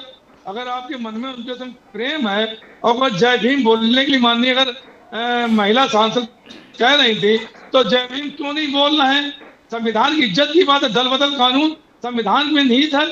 दल बदल कानून को आप किनारे अनदेखा कर आप पार्टियां तोड़ रहे हैं। पार्टी तोड़ के उनको आप चुनाव आयोग के माध्यम से आप उनको चुनाव चिन्ह दे रहे हैं, पार्टी का नाम दिए दे रहे हैं, जबकि चुनाव आयोग के पास ये अधिकार नहीं है। उसके बाद भी आप अधिकार दिए जा रहे हैं, सुप्रीम कोर्ट की अवमानना कर रहे हैं। जो जो आदेश सुप्रीम कोर्ट का आपको फायदे का लगता है उसके लिए आप मान जाते हैं, जो फायदे के लिए नहीं लगता उसके लिए आप अध्यादेश ले आते हैं या उस पर विचार ही नहीं करते हैं, अनदेखा कर देते हैं और दूसरे तरह के कार्य करने लगते हैं। तो इस तरह की जो ये चीजें देश में चल रही, देश जी, पूरा दुरुस्त बात। बेचा जा रहा है। 40,000 करोड़ से लेके जी अब अगर किसी ऋण बाकी है दिवालिया घोषित होने के बाद भी 40,000 करोड़ रुपए आप जी। माफ कर दे रहे हैं और तमाम माफ किया आपने, तमाम कर्ज आपने माफ लेकिन किया। वो क्या है कि द्विवेदी साहब, जिनको इंदिरा गांधी जी ने जी जिनको द्विवेदी इंदिरा साहब क्या है गांधी ने किया था, कि लोगों में इसका कोई प्रभाव नहीं पड़ छोटे-छोटे रहा। किसान सर लोगों में इसका कोई प्रभाव नहीं पड़ रहा है। जो आप बात बोल रहे हैं उसमें सच्चाई है, तथ्यों से बोल रहे हैं, लेकिन लोगों में इनका कोई प्रभाव नहीं पड़ रहा है। जो अडानी अडानी अडानी ये सब जो बातें बोल रहे हैं, लेकिन लोगों में इसका कोई प्रभाव पड़ नहीं रहा है। और आज तो बॉम्बे हाई कोर्ट ने अपहोल्ड भी कर दिया है, जजमेंट भी आ गई है कि अडानी जी को जो धारावी का प्रोजेक्ट दिया गया वो बिल्कुल ठीक है। अब तो बॉम्बे हाई कोर्ट की जजमेंट भी आ गई है ना सर। तो मेरा ये कहना है कि क्या आपको थोड़ा, मुझे ऐसा लगता है रणनीति थोड़ी सी बदलनी पड़ेगी, मुझको ऐसा लगता है वेरी फ्रैंकली। हो सकता है कि मैं गलत हूं। नहीं देखिए, अब किसी को ना मालूम पड़े ना समझ में आए, बात अपनी जगह है, लेकिन सत्य तो बोलना ही चाहिए। जी दुरुस्त मैं तो बात। हमेशा कहता हूँ सत्य पे रहना चाहिए। क्या सुप्रीम कोर्ट, क्या हाई कोर्ट क्या निर्णय ले रही? धारावी किसी 1,000 करोड़ रुपए 1,000 जो जमीनें दी जा रही हैं उस पर अधिकार अगर अडानी जी को दिया जा रहा है, अब अगर हमारे कोर्ट को नहीं दिखाई पड़ रहा है इस चीज को, तो इसमें तो हम कुछ कह नहीं सकते। करेक्ट है जी। ढोने साहब one final word to you sir. हम नहीं कर सकते हैं। जी ढोने साहब उनके आखिरी निर्णय को मैं- आखिरी समेशन बोलिए सर। ऐसा है सर, जी बोलिए। आपने जो बोला अभी कि कोर्ट ने बोला है, देखिए कोर्ट क्या करता है कि जो सरकार के अधिकार रहते हैं जी उसमें सरकार के जो ये रहते हैं, जो जिसको क्या बोलेंगे कि भाई ये एक अधिकार है सरकार का कि किसको देना किसको नहीं देना, तो उसमें हस्तक्षेप नहीं करता है। जो पॉलिसी मैटर है, पॉलिसी मैटर में कोर्ट हस्तक्षेप करती नहीं। तो किसी ने बोलांगा इन्होंने दिया गलत है, तो वो कोर्ट ऐसे ही बोलता है कि सरकार की पॉलिसी में हम नहीं हस्तक्षेप करते, उसमें कुछ गलत है तो ठीक है। वो अलग तरह जिसने ये केस फाइल किए थे उसने बराबर तथ्यों को सामने नहीं रखा होगा। मुझे तो लगता है कि हो सकता है कुछ यानी उसमें कमी रह गई हो, इसीलिए ये हुआ है कोर्ट का निर्णय, ढोने बाकी कुछ साहब, नहीं है। डॉक्टर ढोने, ये हाँ। बहुत पुराना तरीका है। एक चीज याद रख लीजिए, जब भी आपको कोर्ट की मोहर अपने किसी प्रोजेक्ट पे या किसी चीज पे लगानी होती है तो हाँ, आप हाँ। किसी को खड़ा कर देते हैं अपने खिलाफ बस, केस करने के लिए, बस, और वो बस, बड़ा बस, कमजोर बस। केस होता है, और बस, एक बार बस, कोर्ट बस। ने उसको बाहर कर दिया, आपका प्रोजेक्ट लेजिटिमेट हो गया, बस lawful मैं हो यही गया। बोलना चाह रहा था, ये- आपने मेरी बात बोल दी है, मैं यही बोलना चाह ये रहा था। बहुत पुराना लेकिन तरीका है हिंदुस्तान में सर। तो चलिए ऐसे क्या है। मरकड़वाड़ी खत्म हो गए दोनों साहब, या फिर नाना पाटोले जी बोला वहां से जयप्रकाश नारायण जैसे रेवोल्यूशन चलेगा, तो क्या जीवंत है मरकड़वाड़ी? नहीं वो तो ठीक है, लेकिन देखिए एक बात मैं बोलता हूँ कि अभी जो आम कार्यकर्ता है उनको बहुत स्कोप मिलेगा कांग्रेस में, मुझे ऐसा लगता है काम करने का स्कोप मिलेगा। क्या बात है तो हाँ, तो पार्टी अभी ऊपर आएंगी। Wonderful sir. जो- सर आपके घर के आसपास जहां पर अभी आप हैं इस वक्त, वहां पर कोई फंक्शन चल रहा है क्या? क्योंकि मुझे किसी के लेक्चर की आवाज आ रही है, कोई ऐसा है कुछ आपके घर से? नहीं डॉक्टर इतने में तो नहीं है। जी आपके आसपास नहीं। कुछ कोई रैली चल रही है लग रहा है। एनीवे थैंक यू नहीं, सो नहीं। मच डॉक्टर ढोने, great thank pleasure having you sir. Thank जनाब द्विवेदी साहब बहुत बहुत धन्यवाद आपका। Har Har Mahadev, thank you so much. And we thank Ali Daruwala साहब ऑल्सो। दारूवाला साहब हमें बहुत अच्छी खबर देके गए कि उद्धव ठाकरे जी वापस बीजेपी के साथ अलायंस कर रहे हैं। कमाल है साहब, wonderful, thank you so much. Thank you gentleman, great pleasure talking to you, thank you very much. Wow, that was wonderful. That was really and truly wonderful. Slightly marathon session, but Yes. slightly wonderful. But Daruwala Sahab has been saying that for a long time, isn't it? Exactly. He is a very fierce optimist. He believes things are going to happen. वो तो बहुत पहले से बोल रहे हैं कि जो है भाई वो आवाज जो आ रही थी, आप लोग बोल रहे थे डॉक्टर ढोने के यहाँ से आ रही है, वो तो मेरे कान में अभी भी आ रही है। बगल से आ रहा था, आज नेक्स्ट रूम। वंडरफुल। तो मेरा ये कहना है कि जहां तक सरकार का प्रश्न है, सरकार तो बन गई है, लेकिन Pradeep ji, any news about the portfolios, who has got what? Nothing. Another 5 days extension of 5 days more. Good lord. तो इसलिए संजय राउत कह रहे बिन खात्याचं गवर्नमेंट और हर जवाब फडणवीस को देना पड़ता है. कोई भी खाते का जो भी सवाल है फडणवीस जवाब देगा. जी, बिन राइट. खात्याचं सरकार. और चलते चलते एक बार फिर मैं दोहराता हूं अपना सवाल जो है, जिससे मैंने शुरू किया था, कि पार्लियामेंट परिसर में, सदन के परिसर में इतने सीसीटीवी कैमरे हैं, इतने सीसीटीवी कैमरे हैं, स्पेशली जो वो अटैक हुआ था ना पार्लियामेंट पे, उसके बाद इतने ज़्यादा सीसीटीवी कैमरे लग गए हैं कि कोई स्क्वायर इंच नहीं है जहां पे दिखता ना हो क्या हो रहा है. मेरा ये कहना है, फुटेज को रिलीज कीजिए, सबको दिखाइए क्या है. अगर कांग्रेस झूठ बोल रही है, अगर राहुल गांधी जी ने वास्तविकता में किसी को धक्का दिया है, जानलेवा धक्का दिया है, जेल में डालिए. और अगर ऐसा नहीं है तो एडमिट कीजिए कि भाई एक्सीडेंट था, हमारे लोग जो हैं वो गेट पूरे के पूरे द्वार को कवर करके खड़े हुए थे, कोई जाने की और जगह नहीं थी. बोलिए, लेकिन असलियत सबके सामने आनी चाहिए. ये मैं मान करके चलता हूं. There are so many CCTV cameras over I think there. the whole Delhi is full of CCTV. That's right. It's impossible that even 1 single inch of Delhi It is not possible that we don't know what's happening. So I don't even know why channels are running what they are running. The fact remains that the entire parliament complex is under so much of CCTV coverage that it is impossible for anyone to get away with what people are saying. अगर राहुल गांधी ने किया है, jail भेजिए.